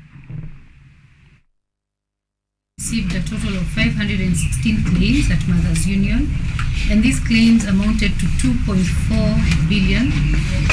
And out of these, the committee recommends payment of 174 claims, and that amounts to 646 million. 5,366 employees were head counted, but there were 222 employees currently drawing salaries to the tune of 185,574,296 shillings from the county who are not head counted to date. Thank you very much. On the part of the government, His Excellency the Governor has indicated that as we have received these recommendations from these two task force, we are going to ensure that we see what we can be able to do to improve our services for the Murang'a residents. The veteran journalist and the first female news anchor in the country, Catherine Kasavuli, is appealing for blood donation. She is admitted to the Kenyatta National Hospital after being diagnosed with cervical cancer. KBC Managing Director Samuel Maina announced the news and urged well wishers to donate blood. Friends and colleagues within the media fraternity are also appealing for prayers and moral support.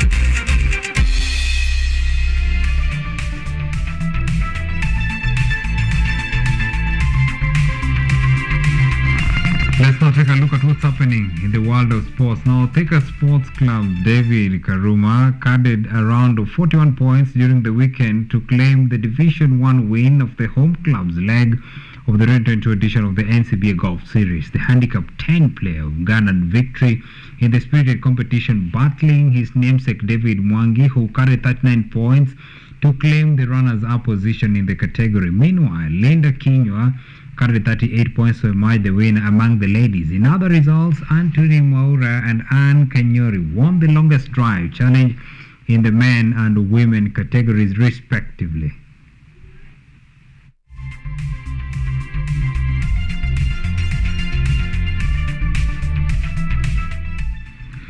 And the English Premier League side Southampton have sacked their manager Ralph Hasenhuttl following the yesterday's 4-1 home defeat match against Newcastle that retained them third last on the league's table. Southampton last won at Bournemouth on the 19th of October. It remains as their only win from the past 9 matches. Hasenhuttl becomes the third Premier League coach to become sacked after Scott Parker and Thomas Tuchel and departs with the club in the league's relegation zone after garnering 12 points after 14 games.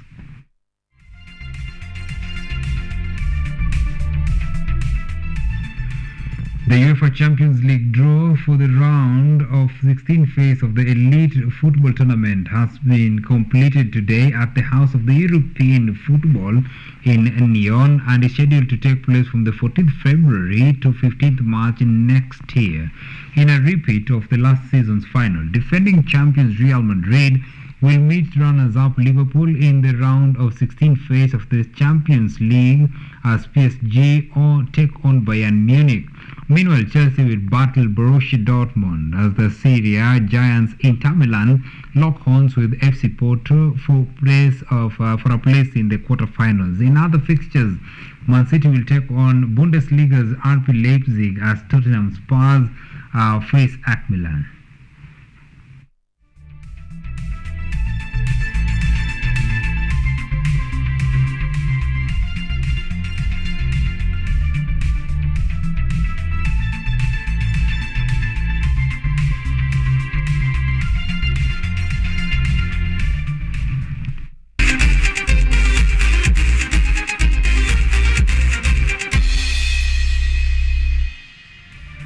And with that, we call it a wrap here on KTV Primetime News. Many thanks indeed for a valid company throughout the bulletin. Our sign language interpreter tonight has been Makrin Acheng. My good name is Omondi Otieno. Tomorrow we shall be meeting the same place, same time for the Primetime Bulletin. Have a great night.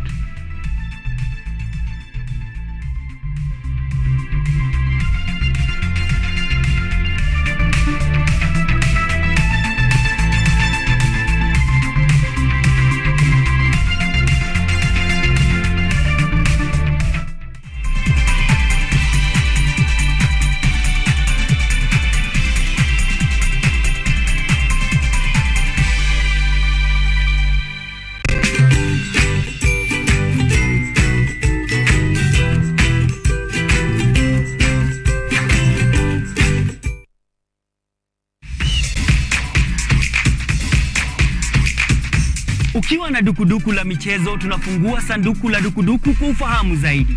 Kila danadana, mitimko, mifiatuko na harakati zote ugani, sisi ni wako mwandani. Kukurukakara zote nyanjani, haziwezi kuangaziwa zaidi ya micharazo michezoni. Mimi mwanaspoti wako matata Peter Pinches Mwaora ndakuwa na jopo lenye maarifa sufufu, nikufahamishe na nikuburudishe wewe shabiki shakiki kwa uhakiki na kindakindaki.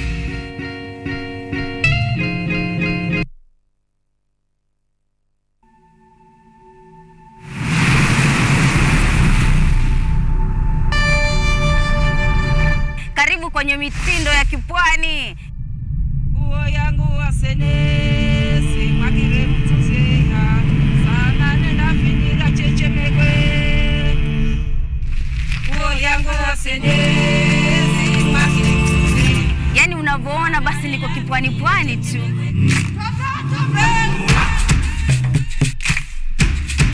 Wali unapopika inatakana uko half cooked. Bageri. Niko katika kaunti ya Kilifi, Magavazi ya Gede. Stream live mitindo ya kipwani on our KUTV Facebook page every Saturday 4 p.m. Welcome Welcome to Children's Corner. Welcome to Children's Corner. Children's Corner.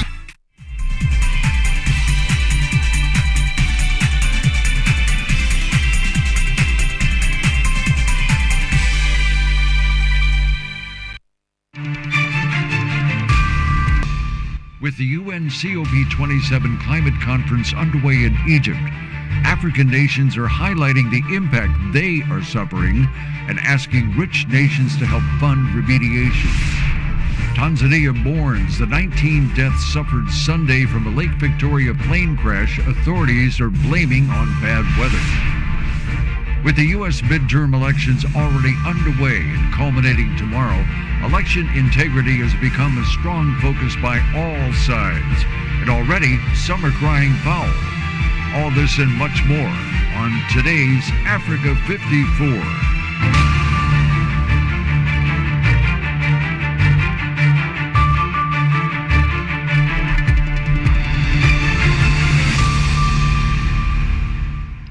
The United Nations Climate Conference is underway in Egypt, and climate experts and those involved in negotiations have outlined their aspirations for COP27.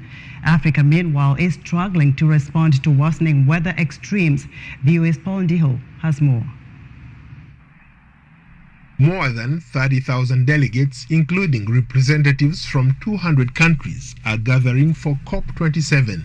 Discuss in detail ways to slow climate change and help those already feeling its impact. A group of young climate campaigners from Africa and France met with French President Emmanuel Macron on the sidelines of COP27 summit in Egypt.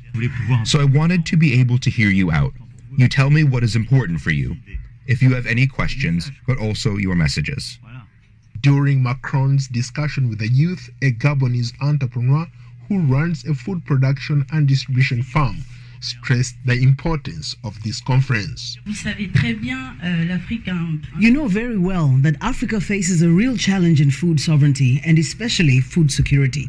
The agriculture sector is really vulnerable to climate change. Mr. President, desertification is worsening in certain regions, flooding in other regions, rising temperature, etc. And you probably know also that it's a sector essentially held by women in the rural areas. And so the challenge now is to be able to help these women to produce better, produce well, and especially to be resilient to climate change. Seni Nafo is the coordinator of the Africa Adaptation Initiative, which seeks to strengthen climate change collaboration and adaptation across the continent. When COPs move into the South, and especially in Africa, we're interested in concrete action. We want to see concrete action. We want to see enhanced action on the ground. So the first element to us is not to have more commitments, but to have transparency, accountability. Hyphen Njitega, coordinator of the Loss and Damage Collaboration, is working to ensure that the people living in developing countries have the needed support to address climate change and related loss and damage. We are hopeful that this COP is going to bring a change. There are some successful COPs happened previously, so we are now thinking that even this one, since we call it COP implementation COP, we are hoping that it will also be a successful one. Ugandan youth activist Nyombi Morris arrived in Egypt for the COP27 climate summit with high hopes of being part of the campaign for environmental justice. I was so happy when they announced that COP will be in Africa, and I thought maybe we'll get a chance to be at the room where the negotiations are taking place. But today I can tell you I wasn't allowed to access the room. And so I'm like, why are we here? Are we here to write around, or we are here for negotiations? So my worry is, even in Africa today, the COP is in Africa, but we have not been given a chance to speak. This is the one. Analysts say Africa is home to some of the countries listed responsible for the planet heating emissions, but hardest hit by the onslaught of weather extremes. COP27 negotiation follows a year of wild weather disruptions worldwide, and Africa continues to suffer through deadly floods, storms, and drought. Paul Ndiho, VOA News, Washington. As we've mentioned, COP27 is underway in Sharm el-Sheikh, Egypt, as officials strive to help the people most devastated by climate change. Farmers not far from the conference discussions say help cannot come fast enough. VOA's Heather Murdoch reports from Istanbul. When Huda Saad was a child here in Egypt's Nile Delta, the weather was moderate, and crops fetched prices high enough to make a comfortable living. Now the weather is hellish. In the daytime it is hot, and at night it is freezing. The plants are pinched by this weather. It is not good. This is the problem with farming now. The Nile Delta is Egypt's most important farming area. It is already suffering from rising seawater, robbing locals of valuable land. And as the UN climate conference, known as COP27, opened in Sharm el-Sheikh, Egypt on Sunday, leaders said they planned to focus efforts on getting funding in place to help people cope with extreme weather in the world's hardest hit places, which have seen unprecedented fires, floods, and storms this year. I particularly welcome the agreement of the parties to include a new agenda item on funding arrangements to respond to loss and damage. Leaders are expected to disagree on if or how rich nations should compensate poor countries for climate disasters. Officials say the talks' most critical goal is implementing the plans made in the 2015 Paris Agreement, which aims to limit global warming to 1.5 degrees Celsius by the end of the century. And although the rule book for how to do this has been established, according to delegates, most countries have not put forward comprehensive plans. The UN says now, more than ever, the consequences of inaction could be devastating, with deadly heat waves, rapidly rising seas, and melting glaciers threatening lives and livelihoods on every continent. For some people, it may be possible to adapt to new weather, says Saad in the Nile Delta, but not without resources. If the weather is beautiful, you will get nice crops, but if it's like this, the plants are ruined, and you can't find something to sell. Saad says other world crises are deepening the strain caused by climate change for poor families, like high prices on fertilizer and currency devaluation. Heather Murdoch, VOA News, Istanbul. French air accident investigators are deploying to Tanzania to assist in the investigation of a passenger plane crash which killed at least 19 people on Sunday. Technical advisors from the Franco-Italian plane maker which built the turboprop plane are accompanying the investigators to the scene. Diane To reports. At least 19 people died when a passenger